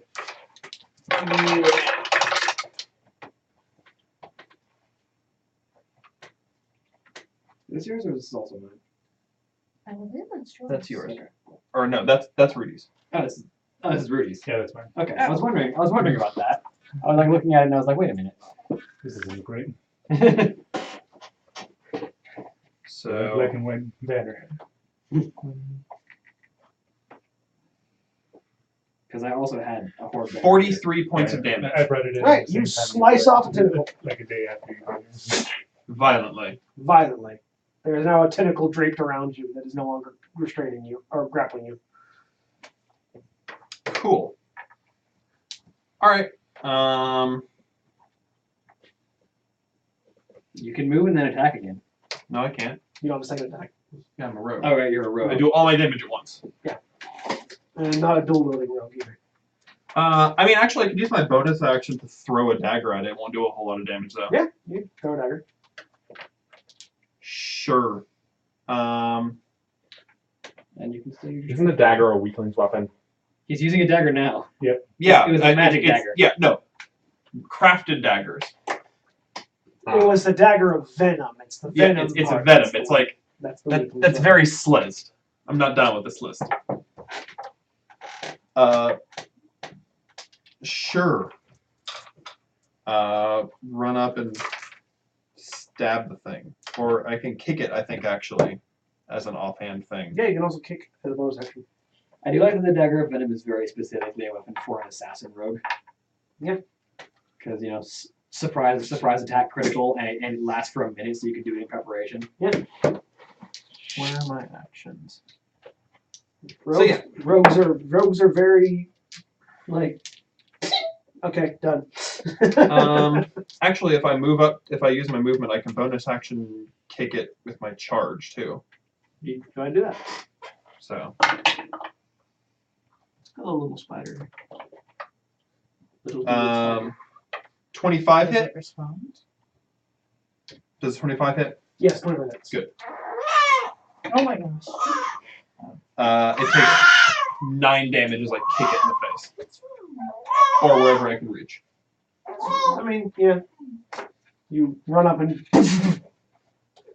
Alright, that makes it Razgun's turn. All right. This thing seems like it needs to die. So I'm gonna go ahead and expedite its expiration. So I'm gonna go ahead and cast. You must be the Monopoly guy. Sorry. I'm gonna go ahead and Has this cast look on his face. catapult. That's what I was thinking. Fourth level. He's just got this Let's. Peasants! There are peasants all around me. I was thinking like Dr. Evil. $1 million. 1 billion. Yes. $1 billion. Oh, wait, we missed. Try it again. We missed. There we go. So yeah, I want this thing to make a reflex save as I cast catapult on one of the larger shards of glass and fling it at the thing. All right. Oh, catapult's a fun spell. It is fun. It never works for me. Maybe it'll work for you. Dexterity saving throw? That would be save DC 17. It failed. Get hit in the face. Cool. That is 6d8 damage at this level. Yep. 7, 5, 12. So yeah, you just reach over, flick up, and a shard of glass rises in the air and shoom. It's simple, child. We kill the Batman. 27. Seems to accept this. Would that be 27 bludgeoning damage or 27 slashing damage because it's a shard of glass? Piercing damage. Piercing, cool. 27 piercing damage. Stab into it Is with that the what has glass. to be done, Richard? Alright. That makes it Shawnee's turn again. Shawnee, you're inside. Yep. I'm gonna try and break out. How? Athletics, I'm Turn assuming. into a whale. You're restrained and blinded. Okay. You can try to punch it. Yeah. You have disadvantage on the punch, but you can punch it.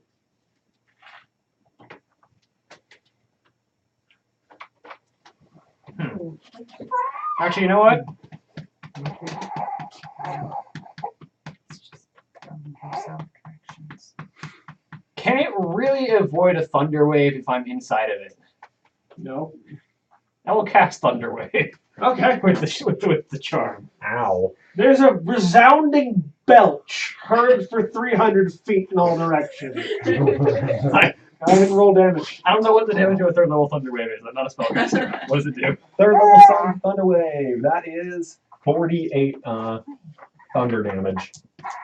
Yeah, the frog burps really freaking loud. Also, it's a 15-foot cube, but is most of that blocked out by frog flesh? Huge creatures are themselves 20 by 20. Yeah. Oh, cool. So it is contained in the frog It's flesh. contained within the frog.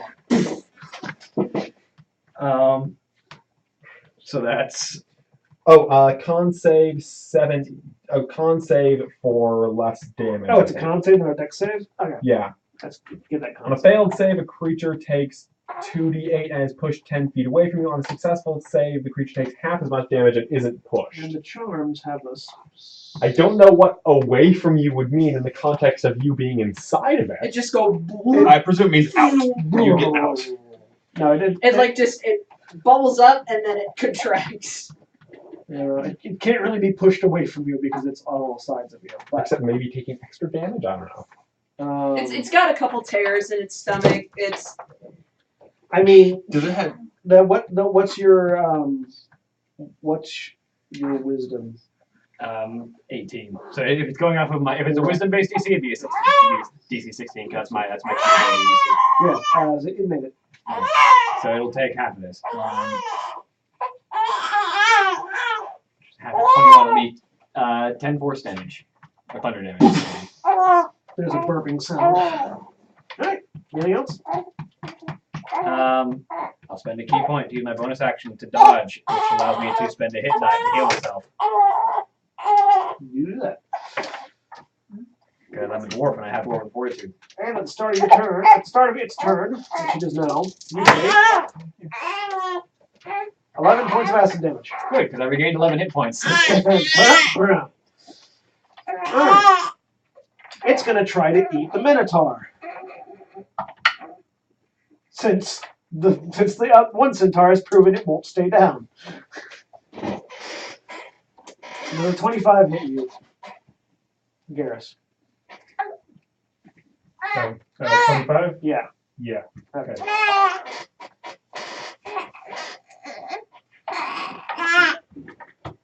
You take 22 points of piercing damage and are swallowed by the frog. Half, right, because I'm raging. Half because you're raging, yep. And it's going to bite the Centaur again, but it can't swallow it. You only have 2 things in its stomach. And I'll just turn into a whale again. 21 hit you? Yes. 21 hit?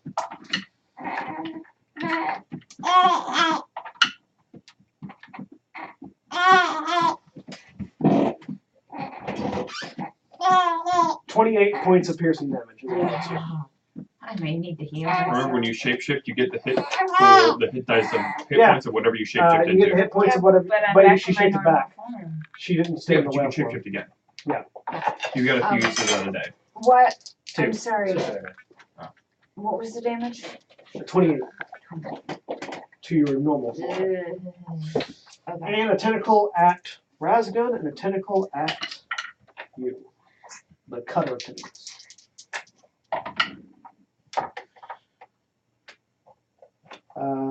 A 22 hits both of you, doesn't it? Oh yeah.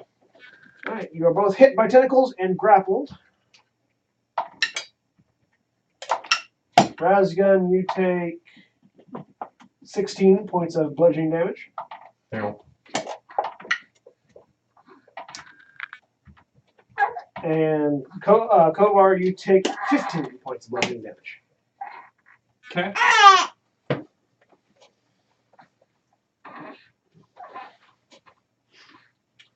You're both grappled. And it's now Ari's turn. Okay. Stop.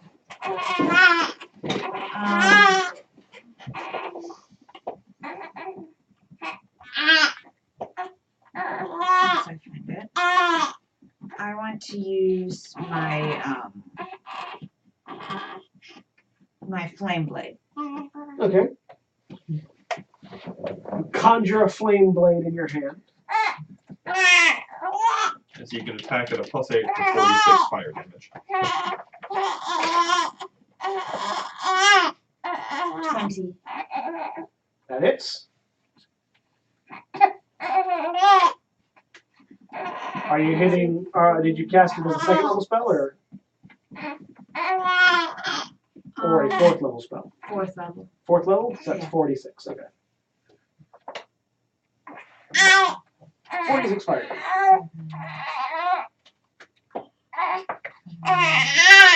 12. So yeah, you hold a hand out and this flaming scimitar erupts from your palm. You slice into it for 12 fire damage.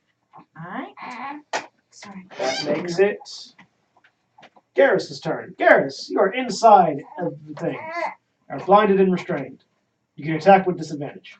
You are still raging. Yes. What would happen if I...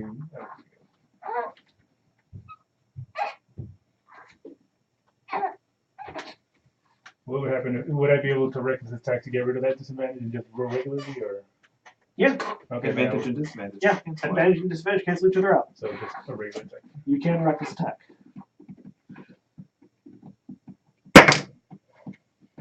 That is a 24. That hits. Roll damage. Got him open. Let's make it a I plus. don't think you can do enough damage to make him vomit you. Not as I am now. But I think I get plus You 3. do get bonus rage damage though because you're raging. So Plus 3 damage for raging.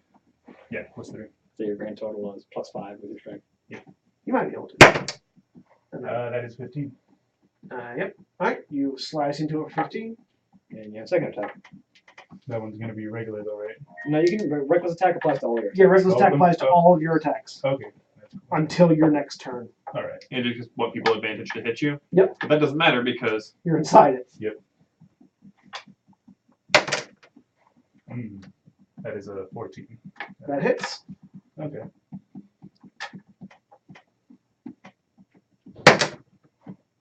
That is 11. You hit it. You do enough damage to it to make it vomit. So Awesome. it regurgitates you and Shani into a pile next to Ari. And I can get up, right? Yeah. You can get up. Yeah, I You get move it still. I get up. The two of you are prone on the ground, covered in stomach acid. So I get up, so. And that makes it Kumar. all right, am I flanking it at this point with the number of people I've got adjacent to it? Yeah. Cool. How healthy is it looking? Not very.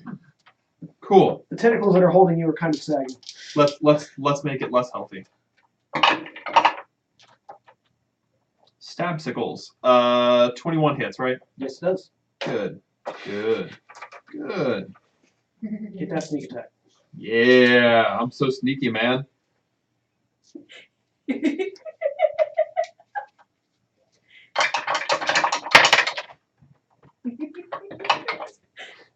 Okay.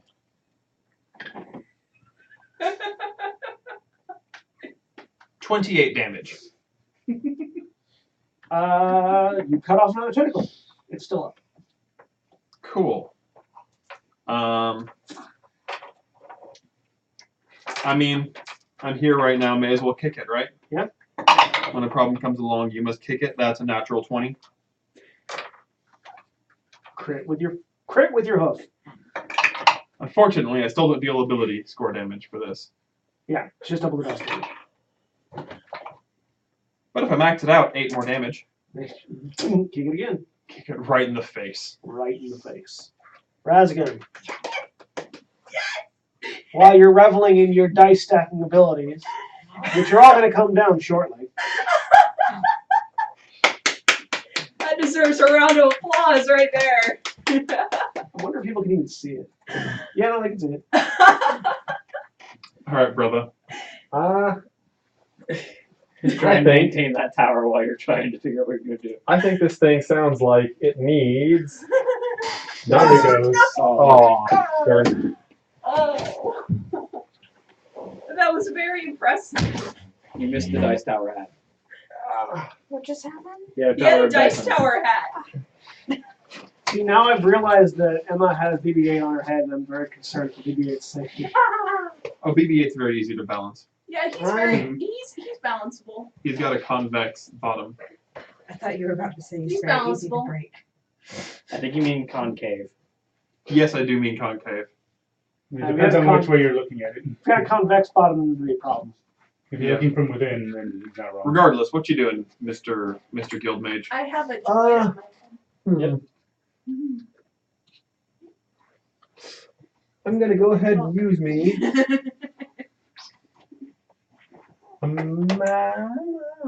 Magic missile, maybe? Magic missile sounds like it'd be fun right now. Magic missile tends to be fun.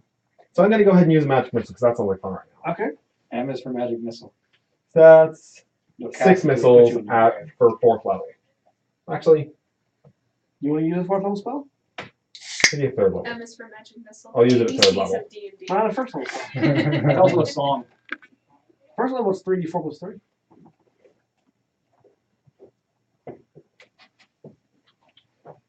catapult seemed pretty effective last time, given its propensity for not making Constitution saving or Dex Dexterity saves. saving throws. I mean, magic missile always hits.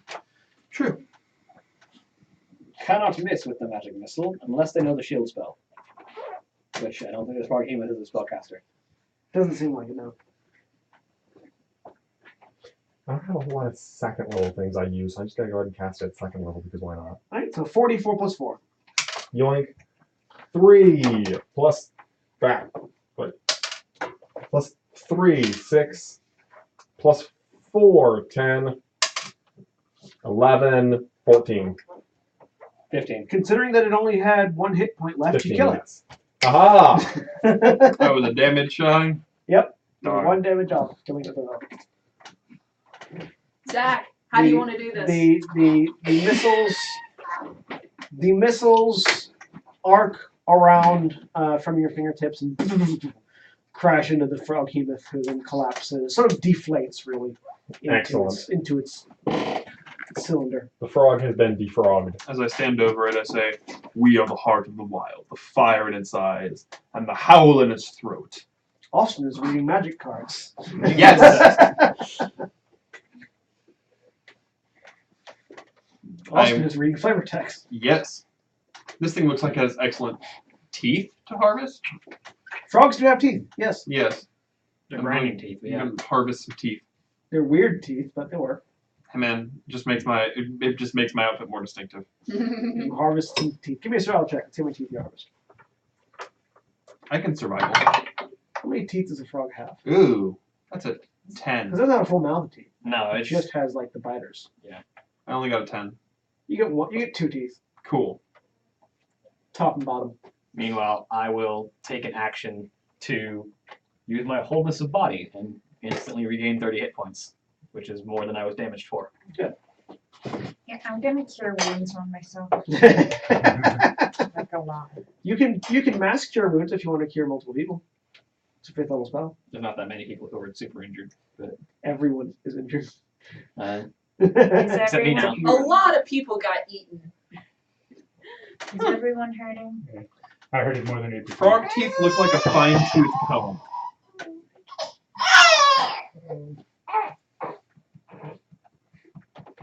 Okay, I'll do mass cure wounds.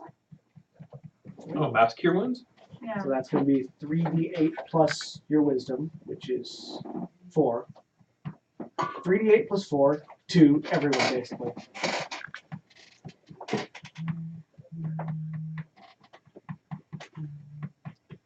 $18 to everybody.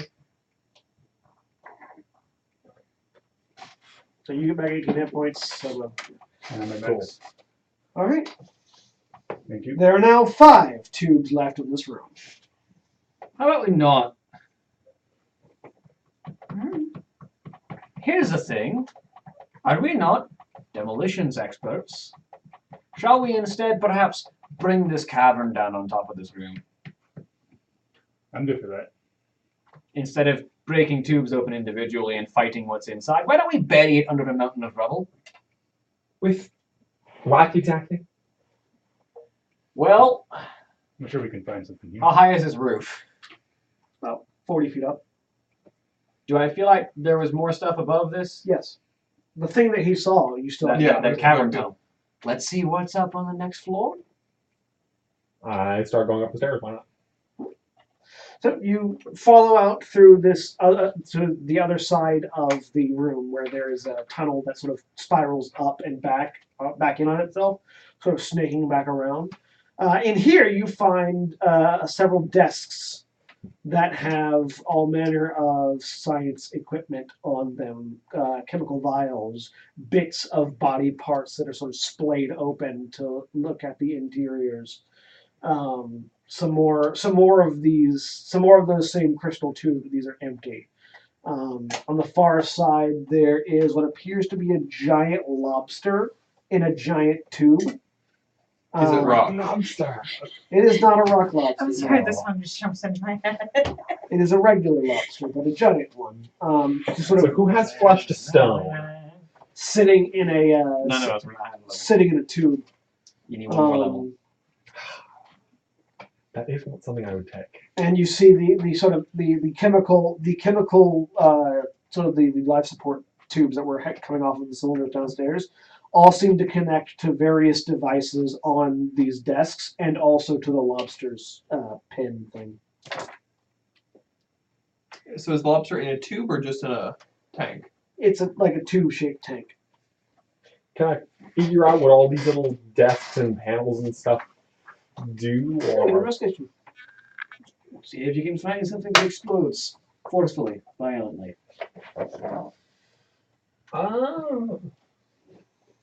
Investigation, that's right. That's 17. So looking over it, it seems like this is the experiment lab. This is where they were actually going through and sort of dissecting and finding things to add in. It looks like the most recent thing they were doing was trying to combine, sort of seeing what aspects of the giant frog that you just fought, and what aspects of certain immortal lobsters they could borrow for their troops, and seeing what they do.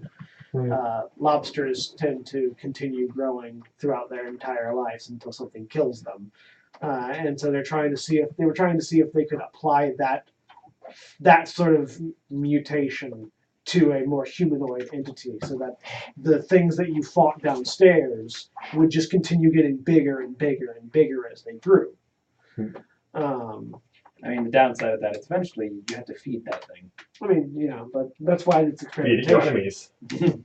That's why they're experimenting and not finalized. But eventually what kills the giant frog, if nothing else, or the giant crab, if nothing else does, is it getting crushed by its own carapace or not having enough food to eat. Lobsters don't get crushed by their own carapace. Yes, lobsters don't. Once they hit a certain weight, they can't keep growing their carapace out. No, they can. They don't. There's no physical stop to how big they can get. Yeah. That's why they live in water. Crabs can, yes, but not lobsters. Lobsters are weird. Lobsters are weird. Lobsters are the weirdest thing on this planet. That's a mantis shrimp. There's lots of weird things on this planet. Lobsters are one of them. Mm-hmm. Regardless, we've got a lab to investigate. Yeah, and by investigate, I mean smash. So yeah, that's what you find basically. So they were working on on a new hybridization. You also find a pair of gloves that seem magical. Seem magical. Arcana? Sure. 14. These are illusionist bracers. Ooh. They let you copy an activated ability, choosing new targets for the copy. They let you copy a cantrip whenever you cast it, choosing a new target for the cantrip. Nice. Whenever I cast a cantrip? Yep. Don't mind if I do. Once attuned, you can find them in your. You can have them to your inventory. You want to take them. Once you're attuned to them, which you can take a short rest to attune to. If you guys want to take a short rest in the lab, you can. Once you're attuned to them, anytime you cast a cantrip, you can cast a second copy of that cantrip at the same time. So, like, if Ari used them, you could use 2 thorn whips, dual wield thorn whips, That'd be fun. or primal savagery twice. And it actually doesn't have to be the same cantrip. You can just cast a second cantrip whenever, using a bonus action whenever you cast a cantrip.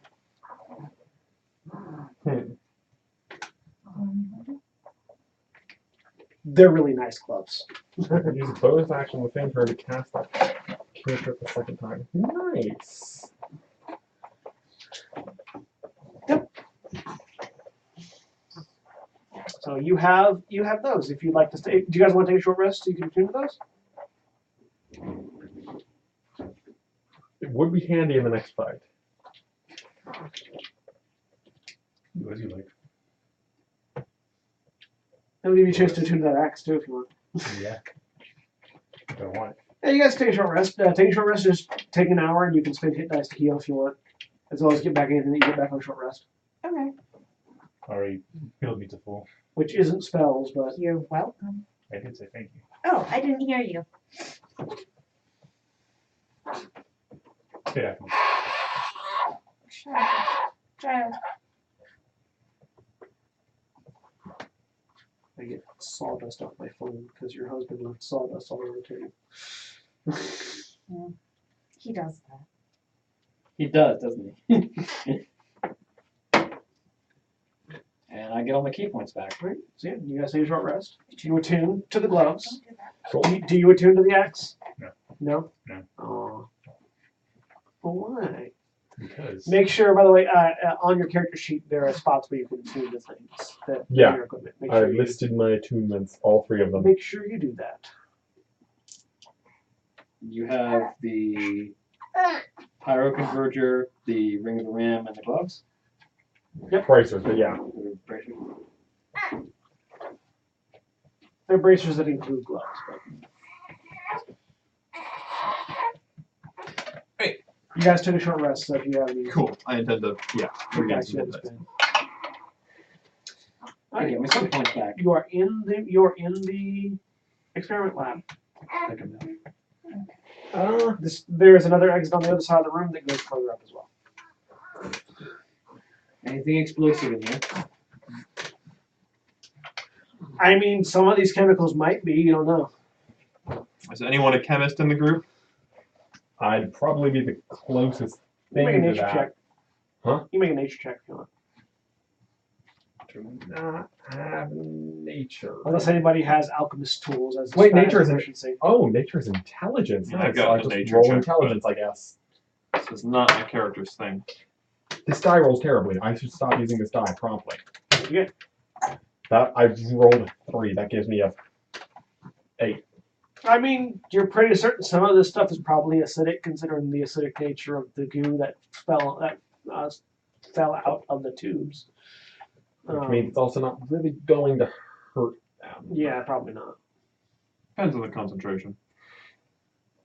Probably won't do much to the structure either, considering that most of this seems to be stone and wet. I'll take the one. I'll go ahead and take one. Whatever is in the thickest walled vial, because that one's probably the most dangerous. Okay. You got a thick-walled vial of acid. Thick. You can put it in your inventory as vial of acid asterisk. Cool. I'll tell you what it does if you ever use it. The last time you had a vial of acid asterisk, it was a problem. No, that was a vial of acid question mark. The different punctuation means different things. It does. Anything in here besides chemicals? Mostly just chemicals and notes, written notes. I'm gonna check out the notes. Like he found, it's mostly just experiment notes. Like, tried applying X hybridization to Oh, subject Y. Nonsense. You can't really you're not a cynic, so you can't really make it out. Only the decadent think magic should be pristine without cost. That doesn't apply to the cynic at all. Yes, it is. They use magic. No, yes, but they understand that magic has a cost. It's explicitly why they experiment on Also, things. it's definitely not pristine. It's also definitely not pristine. Yeah, well. That sentence applies to the Orzhov or The the Azorius. the Look, Azorius, I'm yeah. trying to utilize the different flavor texts. And Simic is actually one of the worst guilds that we could come against for me to use flavor text against. You're just gonna keep reading off your cue cards, big man. Yes, at least I belong in this plane. That doesn't make you special. In fact, it makes me more special. Yes. Also, everyone, Special is not good. also, the gruel is for everyone. They're the most accepting, Yes. so long as you're gruel. Yes. You see, I'm the one that everyone's going to remember, because they've never seen anything like me before. You're just another centaur. Hey. As you look around to a room full of centaurs. See, you're the centaur that turns into a giant beast of metal and stone. That people will remember too. Okay, thank you. Oh, there is. What are you guys doing in the experiment room? And he's Moving on to the Minotaur, as experiment black room. as night, stands out quite a bit. I guess Smash the state. Except at night, which is when you really don't want to.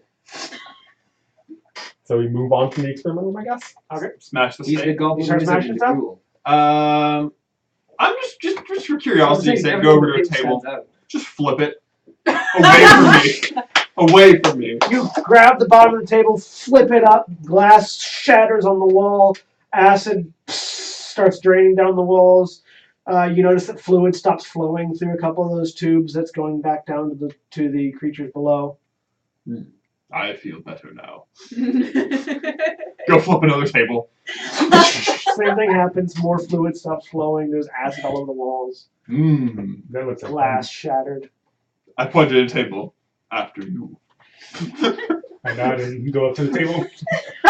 This is the table with the lobster on it. I So love you the flip fact that this this table. is happening right now. You flip this table, the lobster goes flying, it smashes against the wall, it cracks, it dies as it hits the wall. There's more acid pouring all over, less fluid going downstairs. How many tables are left? Like 2. I look at the goblin. It's quite enjoyable. You have gloves you could try out. It Catapult was table. exciting the first time, perhaps, but let's try something new. I pull out the pyro converter and fire it. Oh yes! Yes! Oh jeez, are you okay? Is the camera Is the okay? camera Yeah, it needs to be angled down and back over. near No, turn the actual arm. Yeah. which way? Foot in. In? Further. There it is, right there. That's good. Cool. Are you okay? Yeah, I'm fine. It's a tiny plastic camera. It doesn't actually hurt me. You just got up too excited. Pyro converter, that deal. Alright, roll 46 fire damage. Cool. And roll a d10. I'm going to take all of my red d6s at once.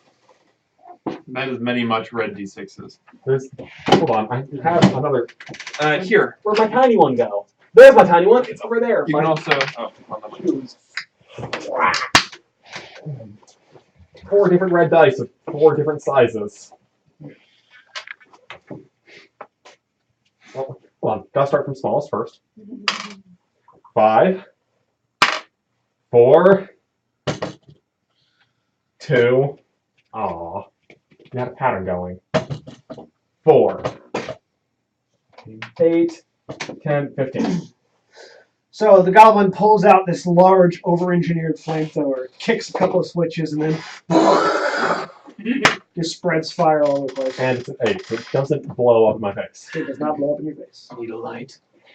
Yeah, because an 8 makes 9, because you used it once. Cool. Oh, so it counts the time that It you're counts the using time it? you use it, yep. Every So time it you almost use it. blew up. So it's X, D10 plus X, X being the number of times you've used it. You used it once, so X is 1. Okay, so it counts the time that you are using Yeah, it counts the time you activate it. That makes sense. And if you make it, because that way, if on the first time you have to roll a 10 to blow it up, second time a 9, third time an 8, Yeah. etc.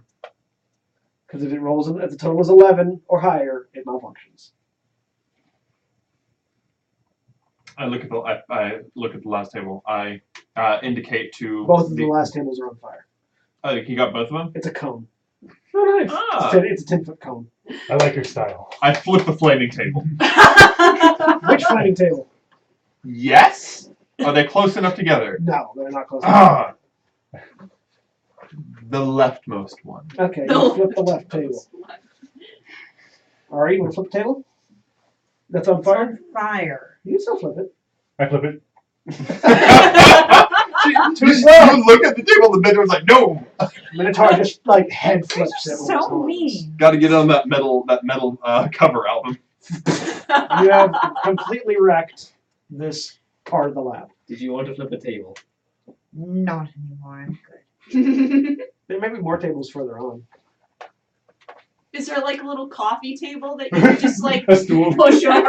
There have to be stools, right? They didn't just stand around. A little I mean, A little there stool were that you stools, can but you kick. threw acid all over them when you flipped the tables. So they were all just on the same side. Yeah. All right. You guys sure. You continue up to the next section. Someone once tried to explain what the word cathartic meant to me. I think I understand. You find yourself in what appears to have been that 60-foot long rip that you could see previously. It seems to be an observation room, and it seems like that rip isn't actually a hole, but is glass that's designed to look, Okay. it's hard to actually look in. You're seeing details that you should have been able to see from outside, but couldn't, so it seems like there's some form of protection there. And there are a couple more desks in here, a couple more tables that have writing on them. There's a telescope sort of aimed looking out the window. Ari, do you want to flip a table as you walk in? I want to flip a telescope. You know, okay. Ari immediately walks to the telescope, grabs it, flings it. You fling it at the glass. Sure. The telescope was flying out into air. Yeah. Into the ravine below. I feel better. I'm glad. Do the papers say anything of interest? They look. So you start going through them, and it looks like they're field notes. It seems like they were It seems like they were testing some of their their experiments under the ravine when it was filled with water. And you get the idea that the things that were operational, they probably took with them from this information, and the creatures that are downstairs were just weren't done, so they left them when they left. Mm-hmm. It seems that without the water, this was no longer a viable testing ground for what they were trying to do. Okay. There aren't any chemicals on these tables, are there? No, this is just notes. This is their observation room. This is when they would let them out in the river and watch them from here. Gather all the notes on one table, light it on fire. I mean, you saw the Centaur fire. I pull out my tinderbox yet again, and then somebody else invalidates it. Oh, I know you wouldn't. You took a short rest, so you wouldn't have the flames of Darkmoor. Oh. So yes, you get to use your tinderbox. Well, Produce flame. yeah. Actually, no. Green flame blade. Then I flip it. There are more tables, right? And now there's Yeah, just there's flaming paperwork just snowing from the sky. You thoroughly destroy this section of the lab. One table will be left pristine and standing. I hurl it out the window. No, together. Yes. Let's see if we Do you can try make it. to make it across the? Let's see if we can make it to the other wall. Give me an athletics check. I love the do fact I get that advantage this because is he's helping me? happening. Yes. I love this. Ha 33. So the two of them, there's just one of them. The two of them grab the table and hurl it out through the broken glass. And you watch it sail over. And as it hits the far wall, there's a shattering as it crashes through the other, what apparently was also glass, hole in the wall, revealing yet another observation post on the other side of the ravine. The camera just pans to the table, just soaring As the table out in slow motion, and it's I'm sailing away. As it turns out, reckless destruction, as always, is its own reward. I say, pointing at the now revealed other lab. As I hold my fist out to him. as they grow first. Actually, no. I hoof fist your horns. You mean my horns? Yes, All right. because Minotaurs and Centaurs grow. That's our child.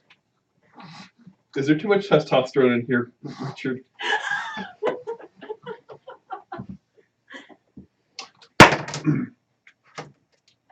Shall we repeat this over there? I say, pointing at the other lab. Let's go. As you're standing around, you hear the sound of glass breaking 3 rooms below you. They're waking up. So Oh, was the this the creatures. end of this building, basically? Yeah. Right. Cool. Do we have something to bring the floor down on them, or are they just going to come up and try and eat us? How thick are the floors, or how strong are they? You're currently 100 feet up. We There don't is a want to- substantial amount of rock between each room.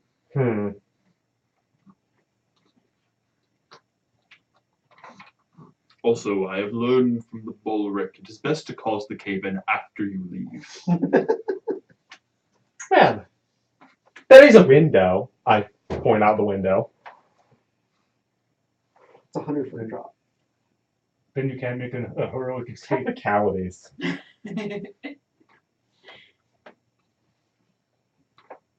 It is best to meet our problems face on, I say, picking up a table.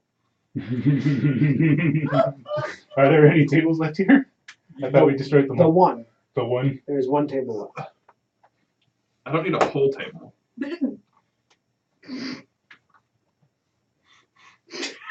I'll take the other half of the table. I grab half, you grab half, we just yank. Wishbone it. Yeah.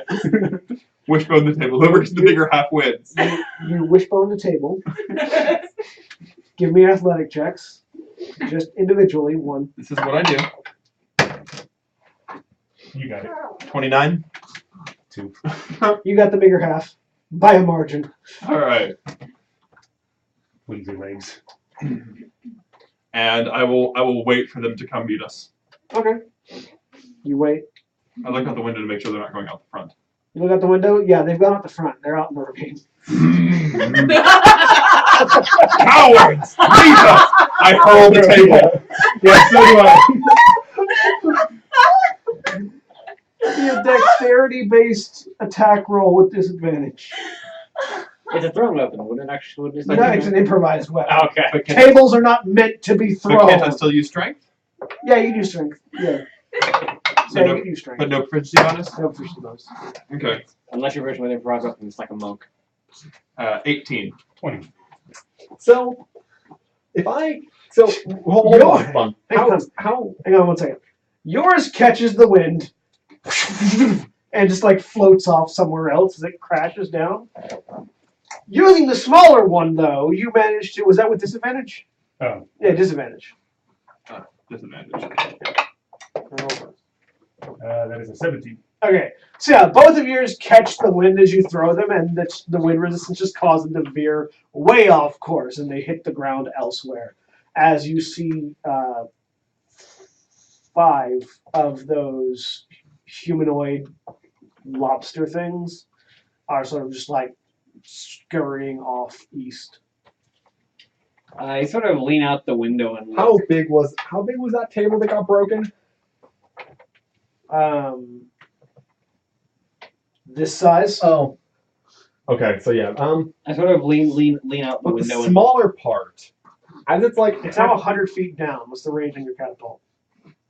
60 feet. too far. But like while it was in the It has to be stationary. You Um, can't, it has to be, you can't catapult a thing that's in midair. I sort of look out the window and look up. What is choose the, one object weighing 1 to 5 pounds within range that isn't being worn or carried. What That goes our last chance for a heroin escape. what does it look like at the top of the ravine? I'm going to rule that an item doesn't stop being carried until it stops moving under somebody else's momentum. Oh. Otherwise, you could just be like, I ready an action to catapult my opponent's arrow back at them. Yeah. I imagine that would take a pretty hefty reflex save, but okay, whatever. Yeah. No, I'm going to rule that it doesn't stop being carried until it stops moving. Okay. So Reasonable. Sorry, what was the question? I sort of lean out the window and look out. What does the top of this ravine look like? It's flat. It was like it's a man-made ravine, so it's flat up and then flat. I do have Mason's tools proficiency. Can I tell if there's any like notable erosion or weak points in the rock that are visible? Sure, give me a Mason's tool check with wisdom. Yeah, that's what I want. That will be +8 will be 23. Yes, there's actually there's a section that looks like it's going to fall in the next like 5 years, but if you hit it hard enough, it'd probably fall down. Hard enough. Would my staff be able to? No, like if you threw a minotaur at it. Okay. I wonder if Use it your can throw head. minotaurs. there's your head. How much she weigh? I bet I can carry you. Probably. Give me about 1 second. I'll be right back. I'm going to like flip out the window and run to the top of the ravine. 387. What? 387. Oh yeah, I can carry you. You run to the top of the ravine. And then I'll use one of my pythons to jam it into the rock and put a rope down. All right. Climb up! You want to cause a landslide? I look at the rope, and then I look at my horse butt, and then I look at the rope again. I'm going to go ahead and You I can may still climb. have a You just climb, it has to solution be. to this. And we have disadvantage. I have a solution to this. I'm going to go ahead and ritual cast Floating Disc. Okay. So it's a floating disc that can hold up to 500 pounds and it floats behind me. Yeah, I weigh more than that. By a lot. You can take me. I'm a horse. He's a minotaur. You can just climb. Also, finish reading that disc's description. Never mind. 3 feet above the ground. Wait. And if it goes over a hole, it just starts slowly going down. You can move across uneven terrain. Slow to. Can't cross an elevation change of 10 feet or more. Okay, never mind. But the minotaur can just climb. Yeah, I can run around to the other side. they're going up to cause a landslide. Yeah. You don't have We want fly? to check the other lab first, I say, pointing at The the lab other that's across the ravine and not going to be hit by this landslide. We can check that one after if you want to Do get. you know how landslides work, little one? Yes. This one is how far across is this ravine?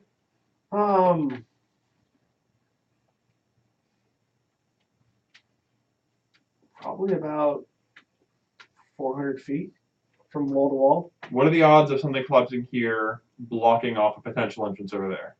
You'd have to know where the entrance was to be sure of that. Like, if the entrance is like similarly to where this one was, at the point that you'd have to cause the landslide to stop them from leaving or to crush them, they're not great odds, but they're still there. Like, it's possible that it could block off an entrance.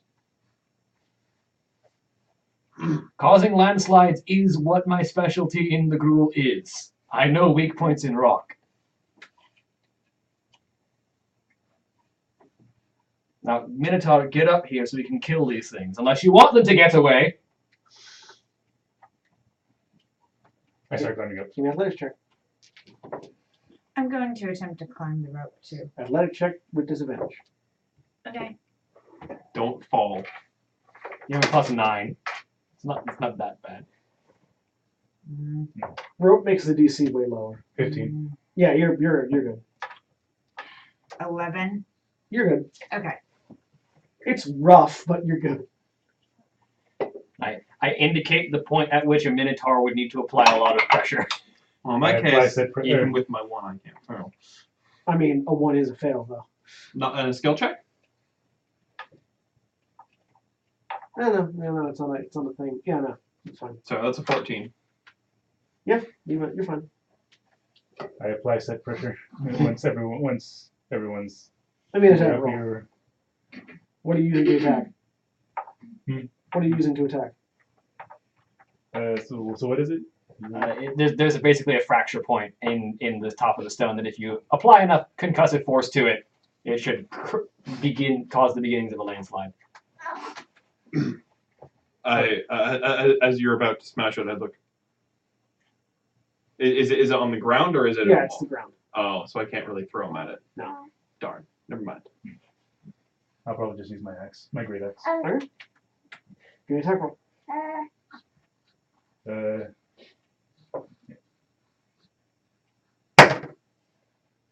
22. Alright, now give me an athletics check with advantage. Okay.